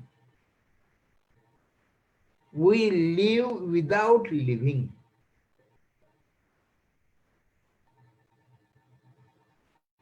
We live because we do not die.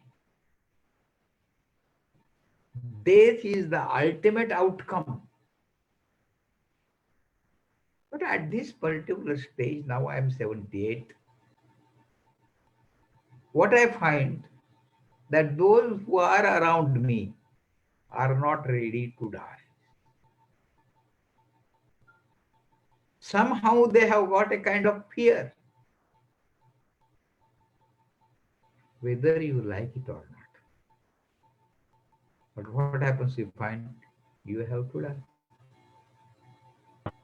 And if you accept it, then you will be happy.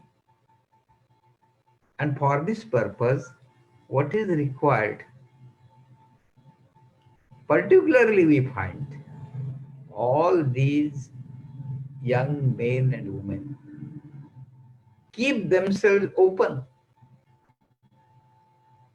And if you keep yourself open, then you will find that coming together, dancing together, singing together, playing together, and moreover, understanding each other is very important.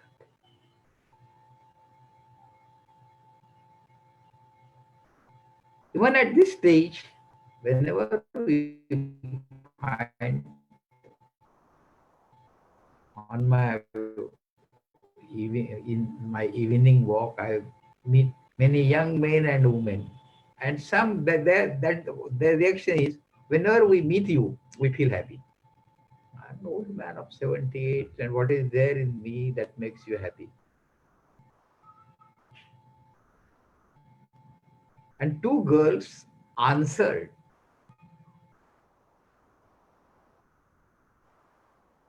don't call us girls, we are your daughters. You make us understand what life is. Even at the age of 78, one can live with smiling face. With smile on your face. That is very important. And what is it? Live and makes other also live happily. But we are so serious. We are so worried. And nowadays we find, because of this new disease, corona, mask is there.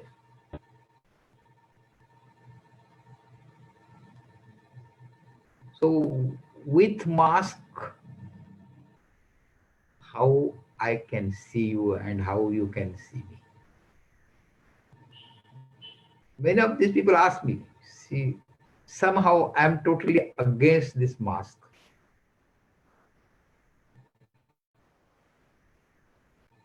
If something goes wrong somewhere, nothing goes wrong anywhere.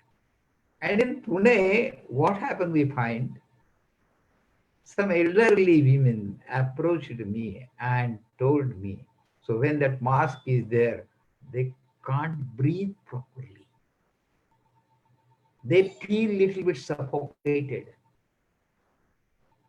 The problem is, mask is essential to control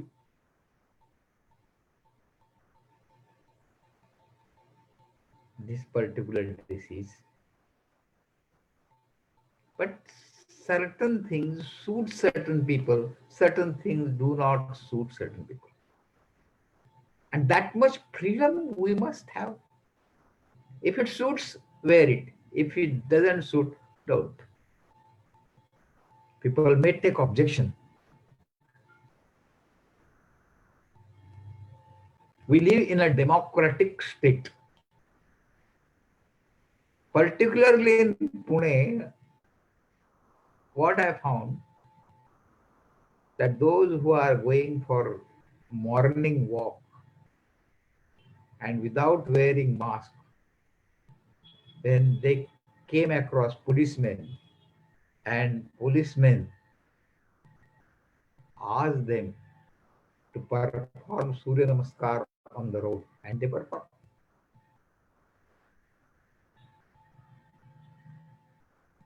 Now my point is how to live, what to do and what not to do. If it is controlled by policemen, what I say, then what happens? We find you are not understanding what life is. Corona is there. Nobody knows anything about its origin. Somehow we are not in a position to find out any medicine. We are trying our level best. We have been trying our level best. There's nothing wrong in it. But the point is your approach.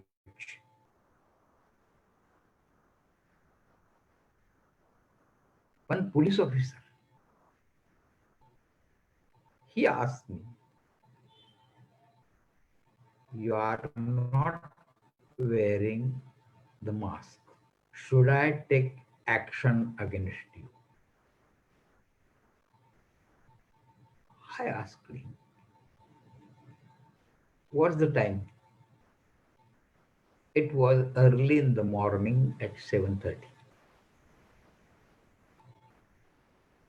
He says 7:30. Where are we? We are at the bottom of the hill.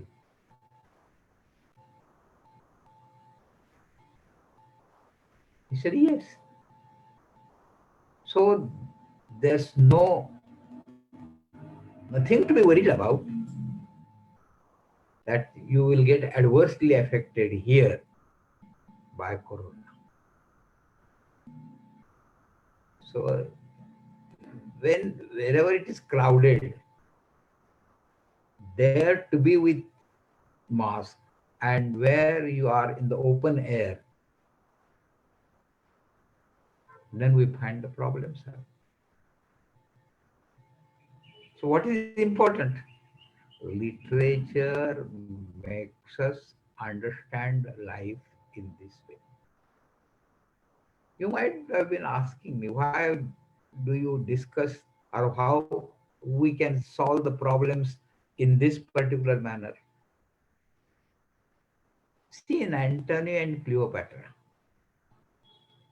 Antony was in love with Cleopatra, and for her he sacrificed everything. They were with each other for near about a year. But after a year, he got, as we say, bored.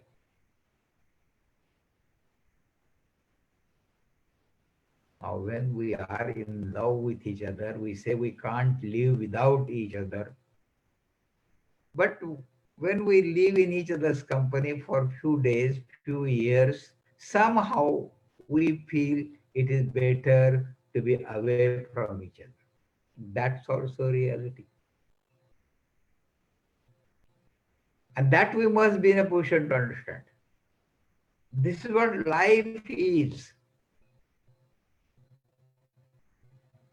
And when it comes to Cleopatra, when she has this realization, what she said been very nicely translated into Marathi. And translation is like this. येणार यावयाचे मानी धनी तुझा तू, जाणार जावयाचे मानी धनी तुझा तू, ओठावरी तुझ्या असू दे हसूपर्यंत. What literature does. Here we find there are a number of things that makes us happy, and there are others we find that make us little bit sensitive, little bit sentimental, little bit emotional. And there is nothing wrong in being emotional. There is nothing wrong in being sentimental.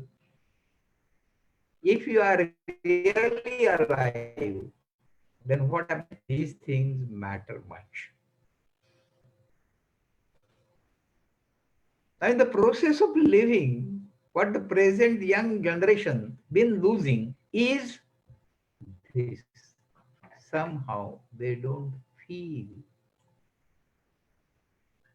If you don't feel, you don't live. Feeling certain things, sorrows are there, sufferings are there, your and others. You must keep yourselves open. So, as I pointed out, as smile is important, tears are also very, very important. They also give way out. But nowadays we find people do not smile and people do not weep. Let me tell you one thing. After China's war, Pandit Jawaharlal Nehru was on the stage, and Lata Mangeshkar was singing this song, जो शहीद हुए हैं उनकी जरा याद करो कुर्बानी. And see, the most rational person, he could not control himself. There were tears in his eyes. Why Pandit Nehru was great? Not because he was Prime Minister of India, not because he was rational, but what happens we find he was a human being till the end of his life. And nowadays, what we find that these people go from one village to another, visit that particular place, see sufferings, and say, we are making some arrangements for you.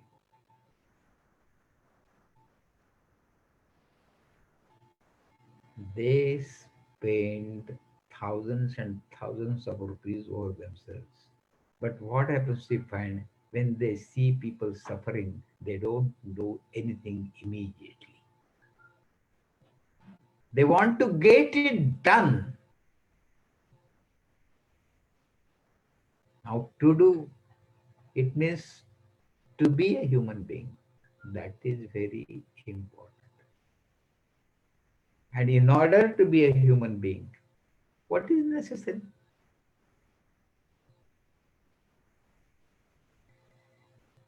You have to develop on all these levels. And here, literature comes to your help.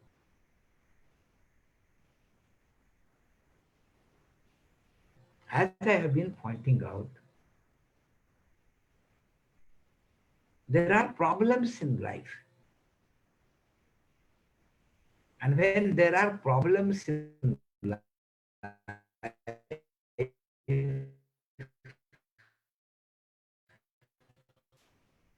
we feel it is better not to live. But you must decide that we must live. Problems can be solved through living and not by saying goodbye to this world. Because it's a rare opportunity. To be here is a thing of joy, is a thing of blessing.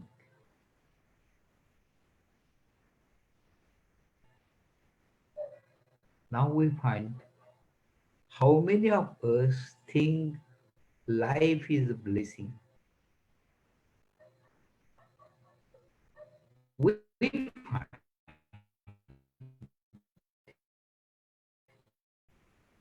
we think it's a kind of curse.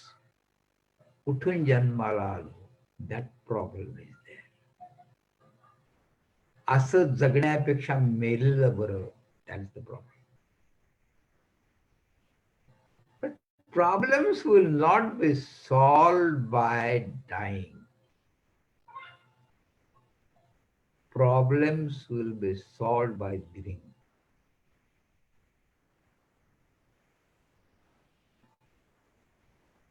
Few days ago, I came across one article in Times of India, and that man lives alone, and somehow we find he studied a lot, different aspects of life.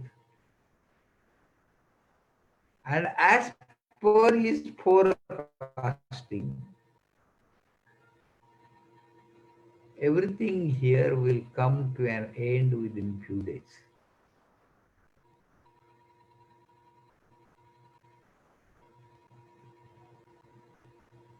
Now, the problem is, why it's like this?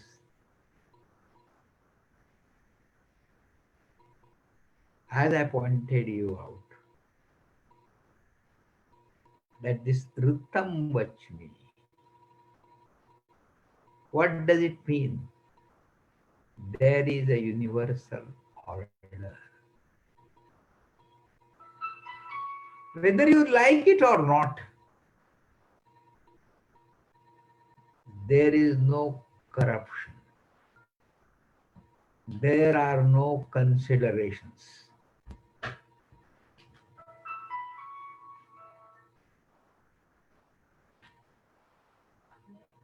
All are treated equally.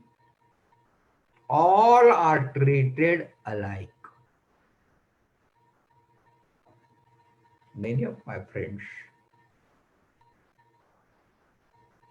I said, Corona is the best example. Those who live in cottages, they get affected. But before they're getting affected, we find those who lived in palaces, they got affected first.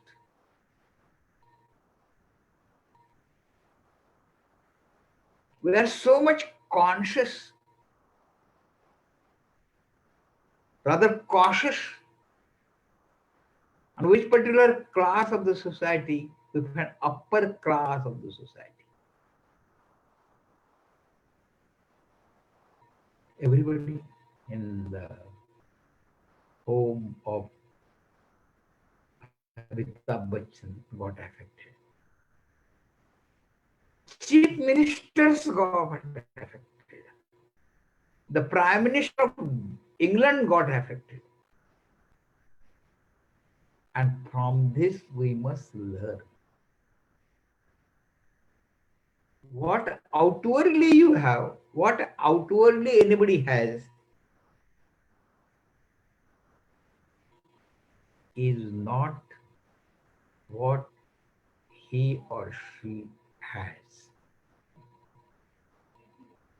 But whatever you really are, that matters much. Yesterday, somebody referred to Poseidon. And I really liked it very much. But what we do not understand,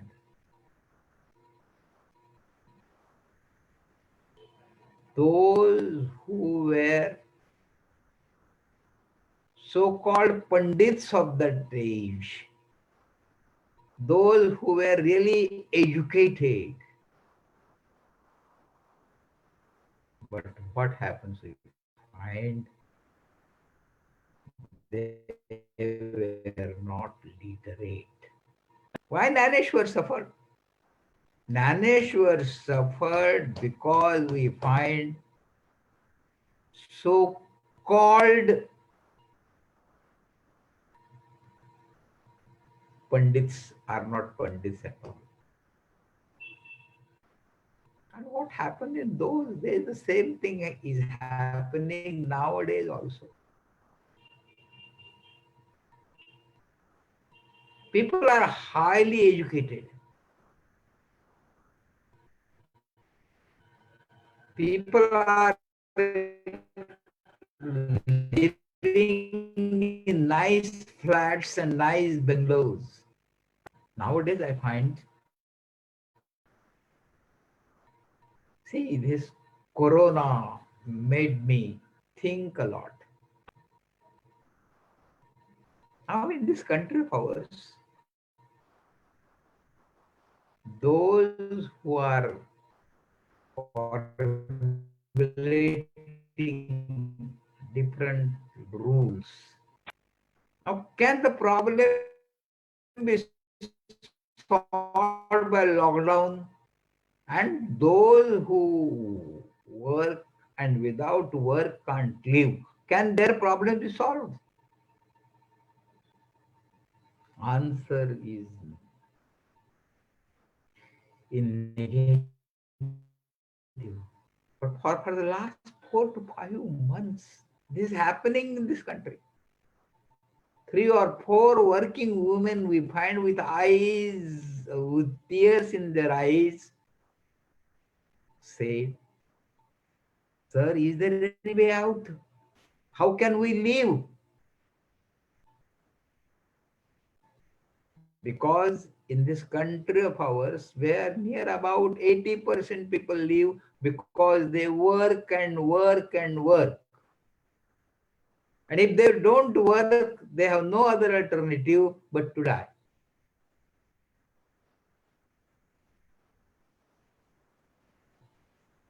It's easier to say that be in the house. But should, how many of us have houses to live in?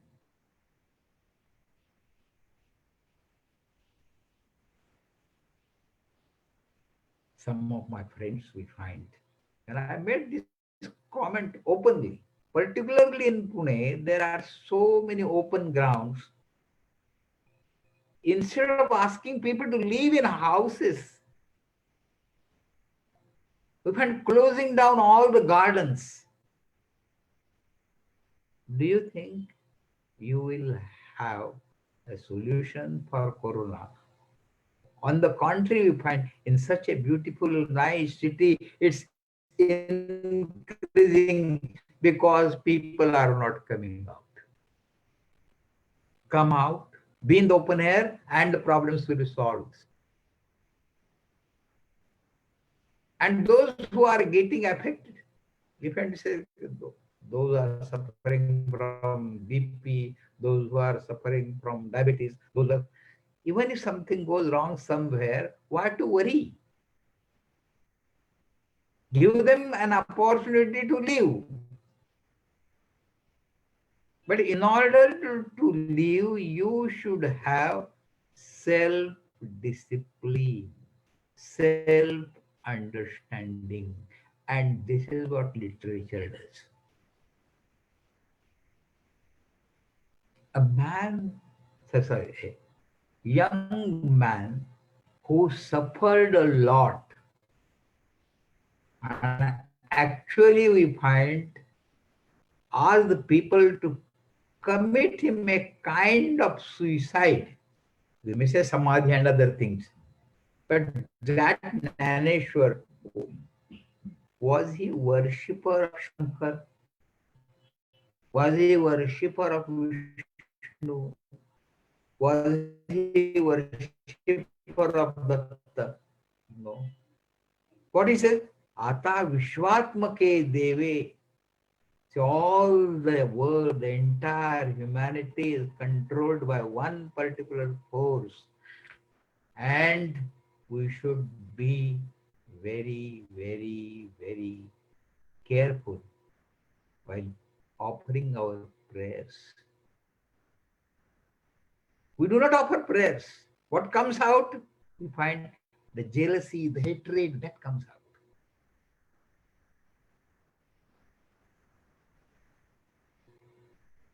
As Ram Mandir is important, as to say Jai Shri Ram is important, in the same way we find to offer namaz is also important. But offering namaz and reciting Sri Ram, Jai Jai Ram, these things do not make us love each other, understand each other. And yesterday I came across a news item with that Muslim girl and her husband, whatever they saved, they are spending for those who are got affected by corona.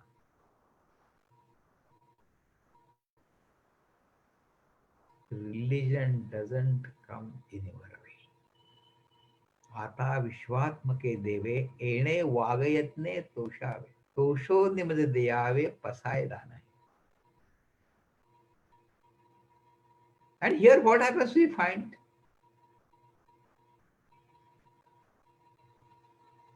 Prayer. Prayer for whom? Those who are nice, let them do.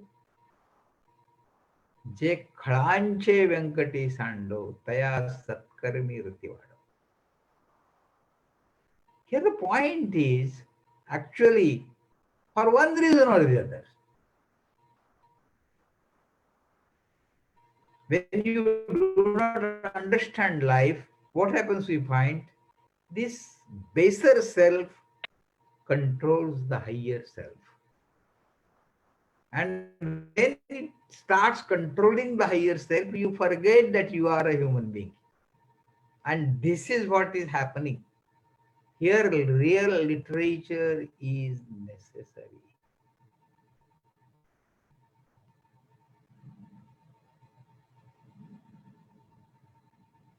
If you ask me whether this power literature has,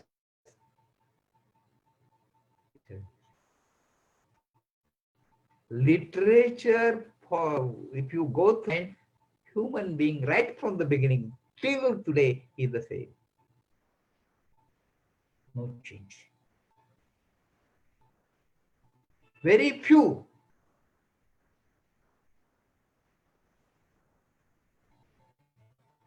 change themselves for the best.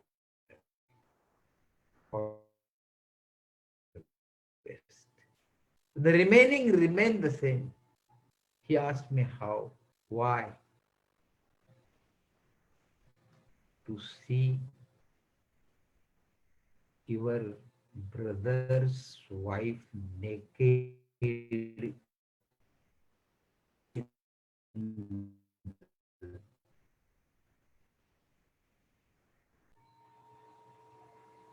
Was this the desire I was doing?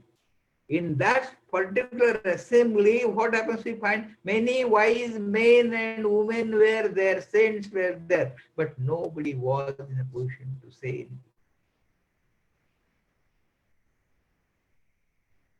Nowadays also in our Lok Sabhas and Rajya Sabhas and Vidhan Sabhas, what these people do?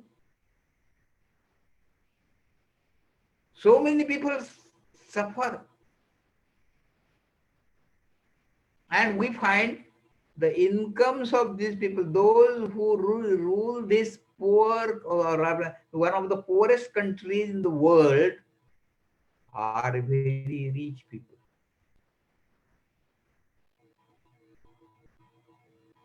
Crores there, they have got their property. Why it happens? As I pointed out, in Pune,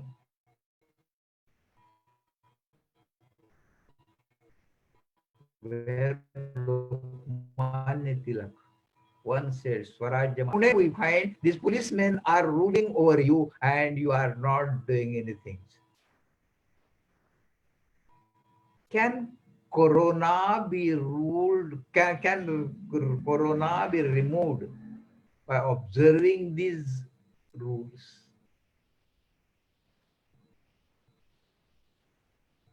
They say that perform Surya Namaskar on the road and you perform.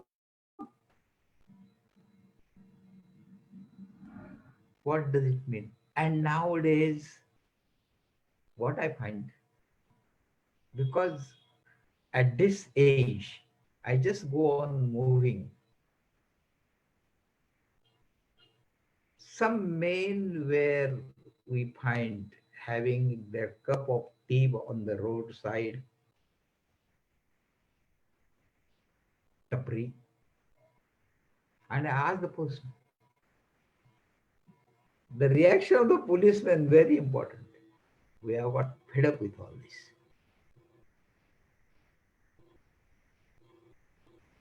Now, why this comes? This stage comes. This stage comes because we are living in a democratic state, but still we find we are not literate. Those who rule us, they are not literate. And all of us we find doctors, engineers, lawyers, almost all of them. We find no, only one fear is there. In case I get affected by corona, what will happen? And so people shut them down. But shutting down you down will not solve the problem. I still remember we find my grandfather used to say, because in those days that plague was there. And just to go,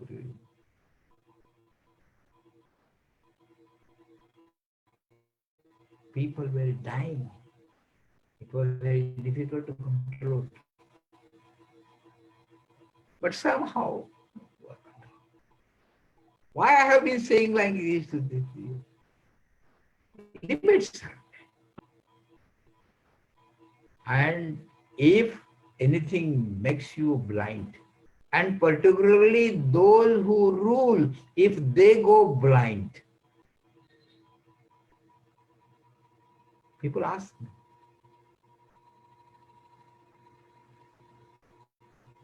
whenever you take any decision, whenever you do anything, what suits others, whether it suits me or not, that is very important. And this power, this capacity comes to you through the study of literature. It's all right for them to do whatever they want to, but I will not.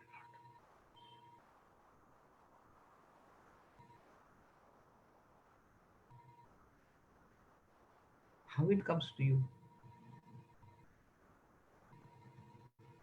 See, Arjuna was a great warrior, but somehow he said, how can I kill my brothers, my blood? And who is necessary? Krishna was necessary. Are they your people? And if they are your people, are they on the right track? And if they are not on the right track, what should you do? This is very important. And the present young generation should have this. This sense we find creates. Yesterday we find somebody referred to Savarkar. And I liked it very much.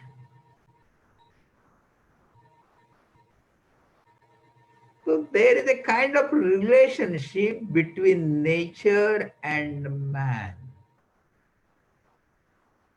When you are all alone, when you suffer from total isolation, when you feel you have been thrown out, what comes to your help? Is there anybody to tell what I really feel, how I suffer? And your answer is no friends, nobody else. And there the lines comes to my mind. ने मजसी ने परत मात्र बोलिला सागरा प्राण तळमळला.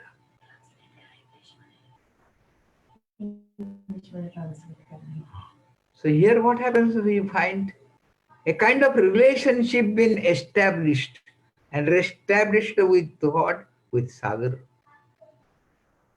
with sea, ocean.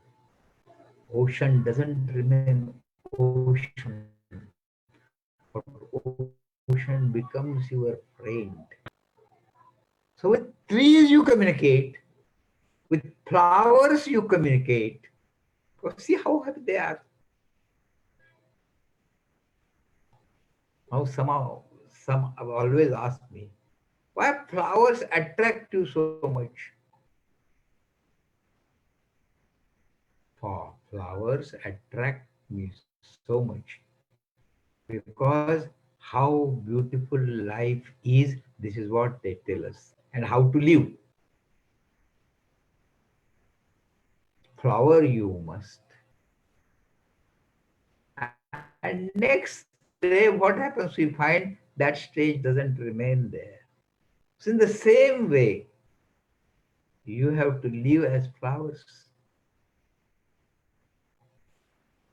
Now Savarkar is all alone, punished, away from his own country, and nobody is there to communicate. And when there is nobody to communicate, to commit suicide. Has he committed suicide? No.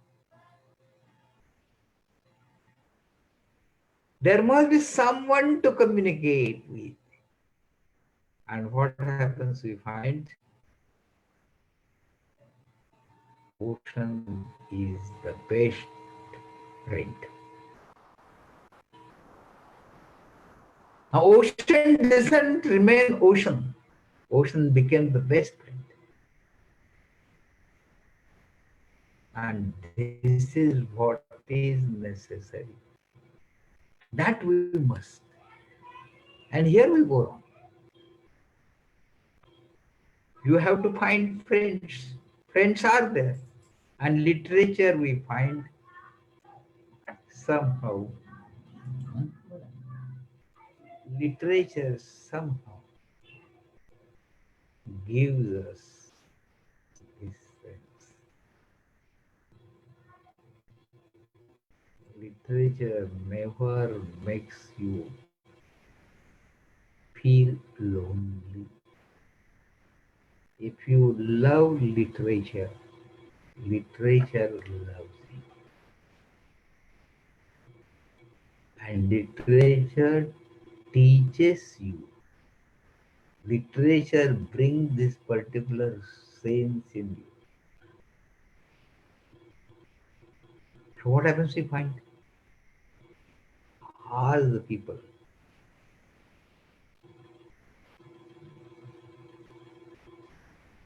To share your sufferings. But in order to share your sufferings, what is necessary? We find that everybody suffers one way or the other. In yesterday's Maharashtra Times, very nice song is there, nice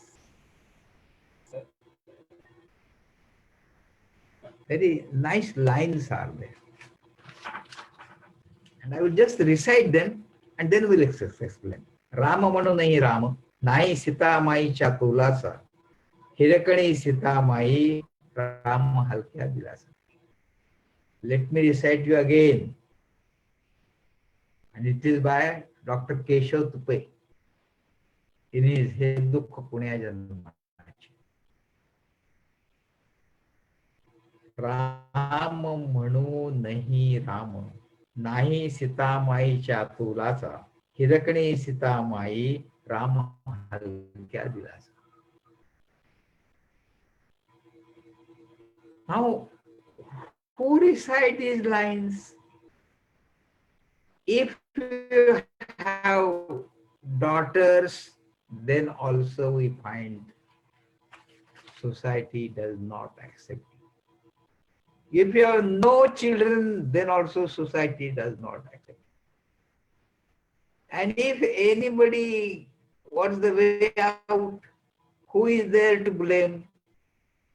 Man is not to blame. Woman is to blame.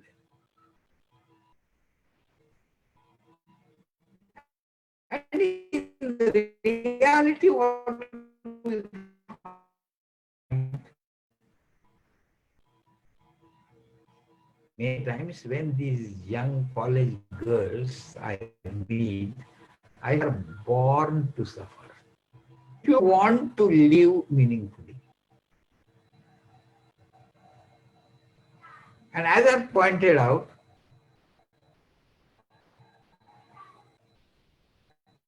man doesn't give birth to a child. To have a baby, to bring up her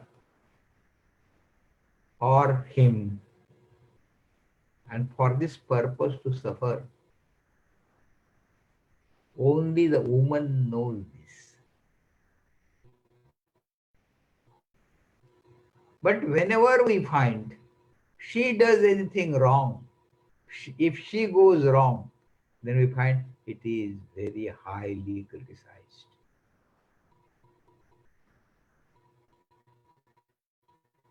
I have been saying this deliberately.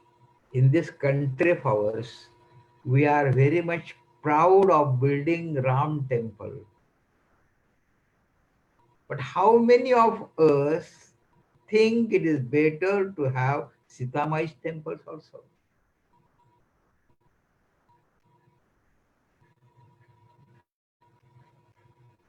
After having two children, if somebody passes on some comment, in order to protect, in order to be the ideal king, you are ready to give up your life. How many of us will think of this?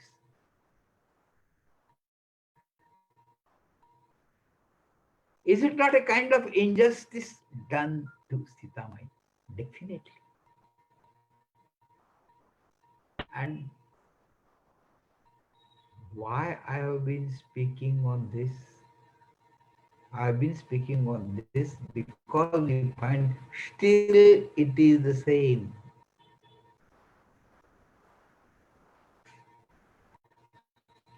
I taught for years together in Malegaon.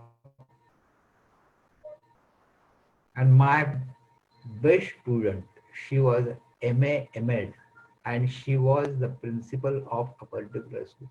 When she came to my place, and we were speaking, and all of a sudden she could not control herself and she started weeping bitterly. I asked her, what's the reason? She said,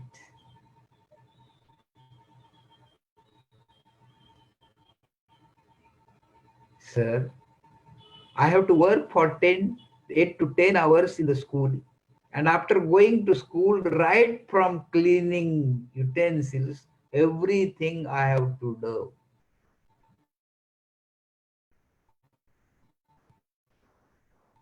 And I come from such a Muslim family where we find they do not think it's proper to employ anyone to do all these things. And it's not among Muslims, it is among Hindus, it is among women work. Yes, day before yesterday, we find I came across a working woman. Every day she is with a smile face. And on that day, what happens, we find it was Sunday. And on this Sunday, we find people ate a lot, drank a lot, and beaten their wives a lot.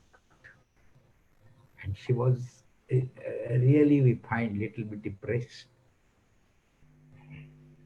I said, you are not your normal being. She did not say anything. But next day she said, you are the first person who understood that there was something wrong in my life. Sir, I work, I look after my two children, but still we find my husband drinks heavily. And when he drinks heavily, he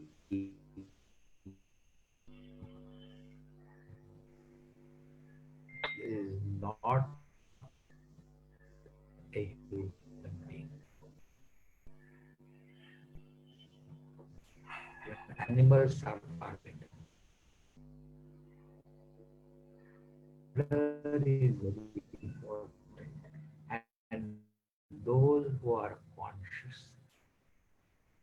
those who feel, those who think, they should come forward. I ask, rather, I accepted this invitation to speak.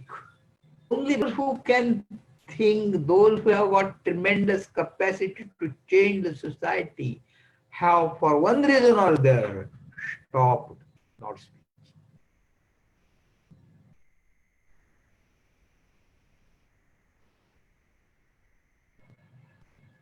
आणि ज्या समाजामधली जाणती करती माणसं शांत राहतात, तो समाज अवनत झाल्याशिवाय राहत नाही.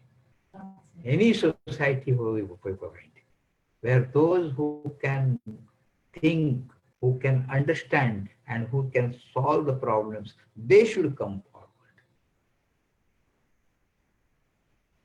And there is nothing wrong in pointing out whether you are in majority or minority. Apart from that, what happens, we find the best of humanity, he should be your good. You should be your aid. So let me thank Rupa. Let me thank this particular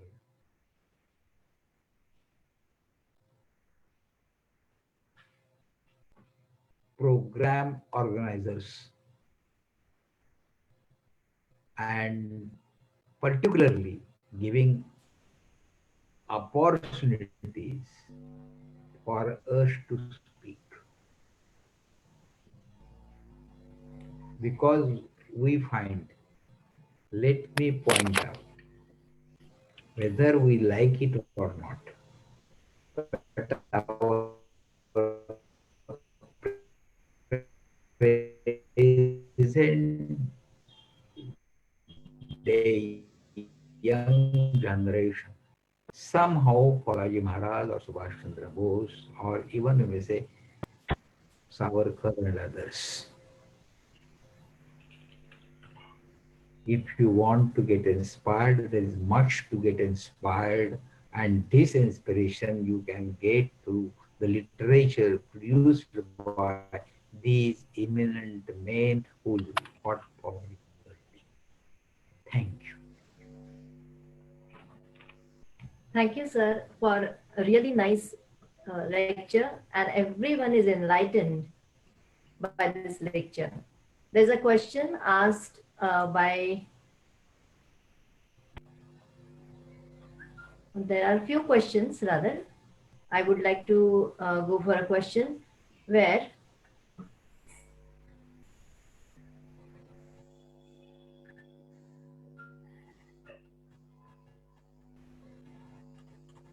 just a moment, I'm not able to find out those.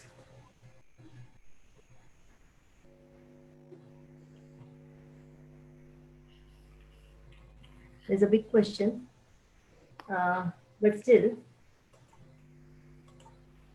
I think that I will send it to sir and he will answer the really big question. But I must take one question.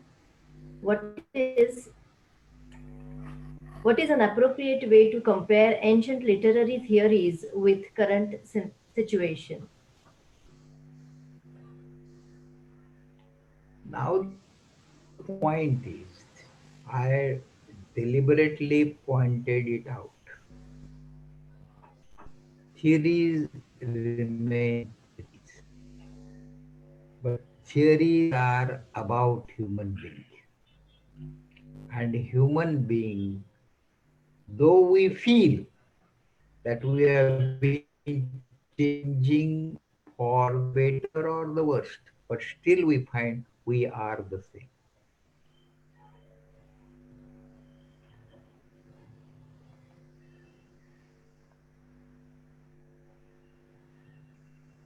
Could you please elaborate the view of poetry and literature in this regard?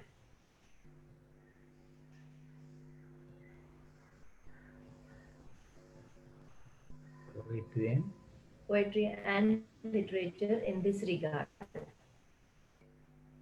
see what happens we find. Poetry is the origin and literature. Because whenever you are moved, you become poetic. And for this purpose, I pointed it out that even Pandit Jawaharlal Nehru could not control himself. And there were tears in his eyes. And Lata Mangeshkar was citing the song. So it is very difficult to come across. And this power poetry has. When we find how it started, started with poetic lines right from Valmiki Ramayana. So there is a big question, but I would like to take it. This will be the last question.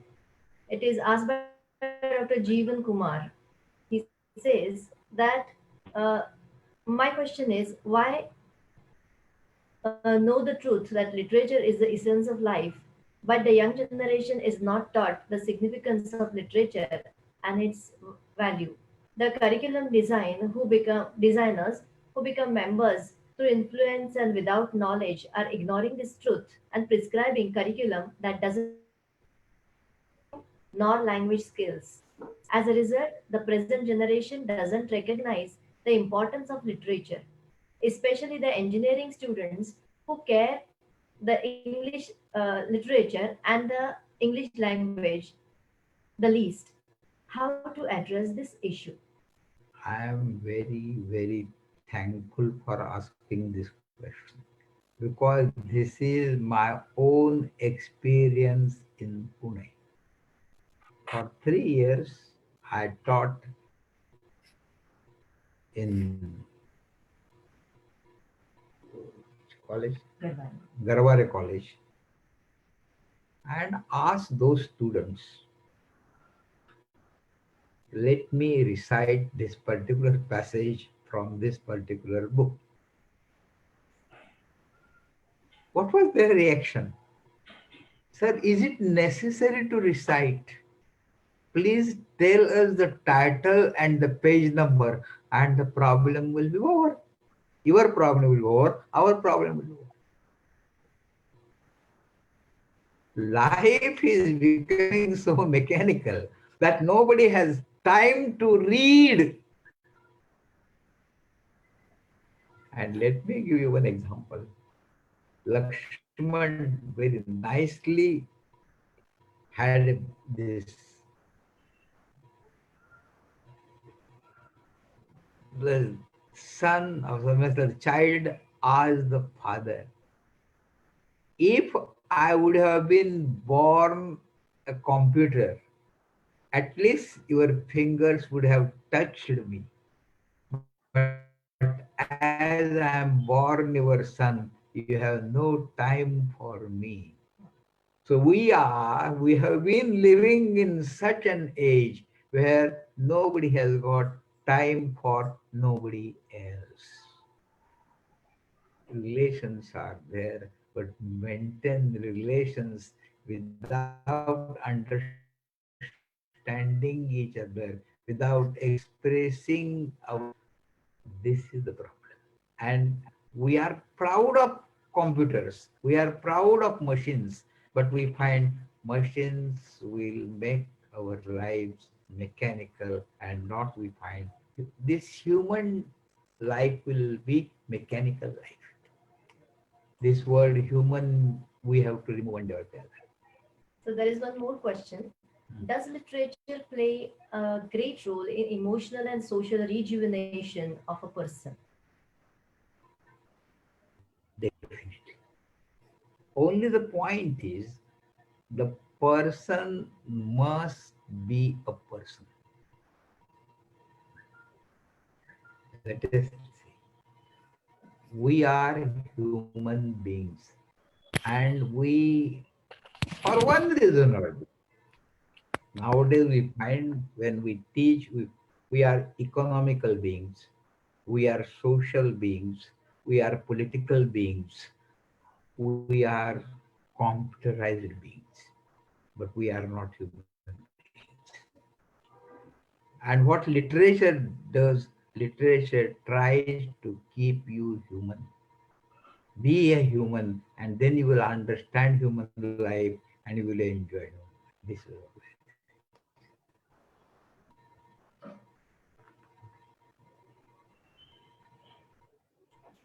Thank you very much, sir. There are few questions, but I'm going to send these questions to sir, and he will answer the questions accordingly, and we will send answers to the participants. Because of time constraint, we will not be able to go ahead with more questions. I would like to hand it over to Professor Abra for the next uh, Yes, for ma'am. the next vote of thanks. Yeah. Good afternoon, everyone. Once again, thank you, sir. Thank you very much for enlightening our participants. It was really, really, something which we cannot express in words. Thank you very much once again. Now, I request Dr. Subhash Aher, sir, to kindly present the vote of thanks for this session. Yes, I am Dr. Subhash Aher. On the behalf of all participants, first I thanks to Honorable Ramakant Walwalkar sir, the 78 years young personality. He focused on some examples of English and Marathi literature. Through his lectures, human life, I have quoted one sentence of Walwalkar sir. Literature is not a real understanding of literature. Really, many times we read one poem or article often and often. We got new meanings. An article. He also told truth of human life, giving some examples. Lifestyles in today's condition, situation. I also quoted some sentences. Smile our face. Tears also importance. Tears have also important in our life. Respect others. If you don't feel, you don't think. This very useful for our lives.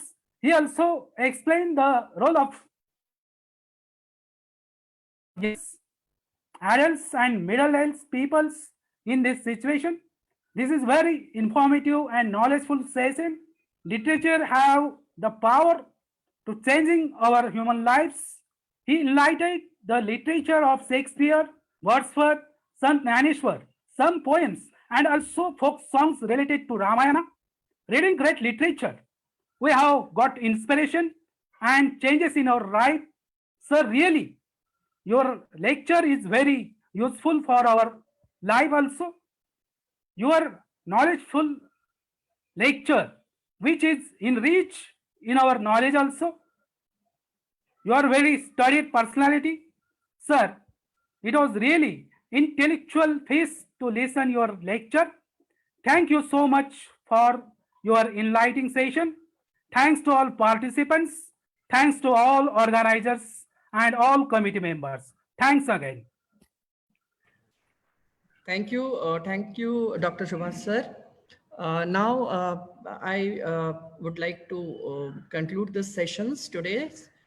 Today's technical sessions are getting over right now, and I request all participants to log in tomorrow at 10:45 sharp, so that like today we can continue our sessions tomorrow in time and conclude it in time. Your feedback and assignment links would be posted on the respective groups by your mentors and in the Telegram group. Kindly make sure that your assignments and feedbacks are submitted. Assignments need to be submitted before 9 a.m. tomorrow, Indian Standard Time. So your assignments have requisite, requirements which you need to adhere to. If it is a long answer, make the answer within 500 to 1000 words. You can fill it up in the Google form itself, or the second option is you can write it on paper and upload the photographs of the writing. Both options are open. Feedback for both the sessions are mandatory for your certification along with assignments. So thank you all participants, and best of luck for the assignments. Hope to see you all tomorrow, same time. Bye-bye. Take care. Yeah, I would like to add something. Yes, Virupa ma'am. Yes, ma'am. Yes, I must tell you that yesterday somebody was trying to upload the assignment, but he was not able to upload more than one page. So this today we have made the arrangement to upload 2 or 3 pages also. So there won't be any problem. There won't be any technical issue hereafter. We are taking your feedback and accordingly we are rectifying our mistakes. One more thing, that you all have to submit the things. If it is not possible, then please send it in your respective groups. Don't put it in your cumulative group, but only the respective groups. Please keep it in your mind. Thank you very much. Thank you, Rupa ma'am. Thank you very much. Ma'am, I guess we can conclude the session. Thank you all participants. Thank you very much.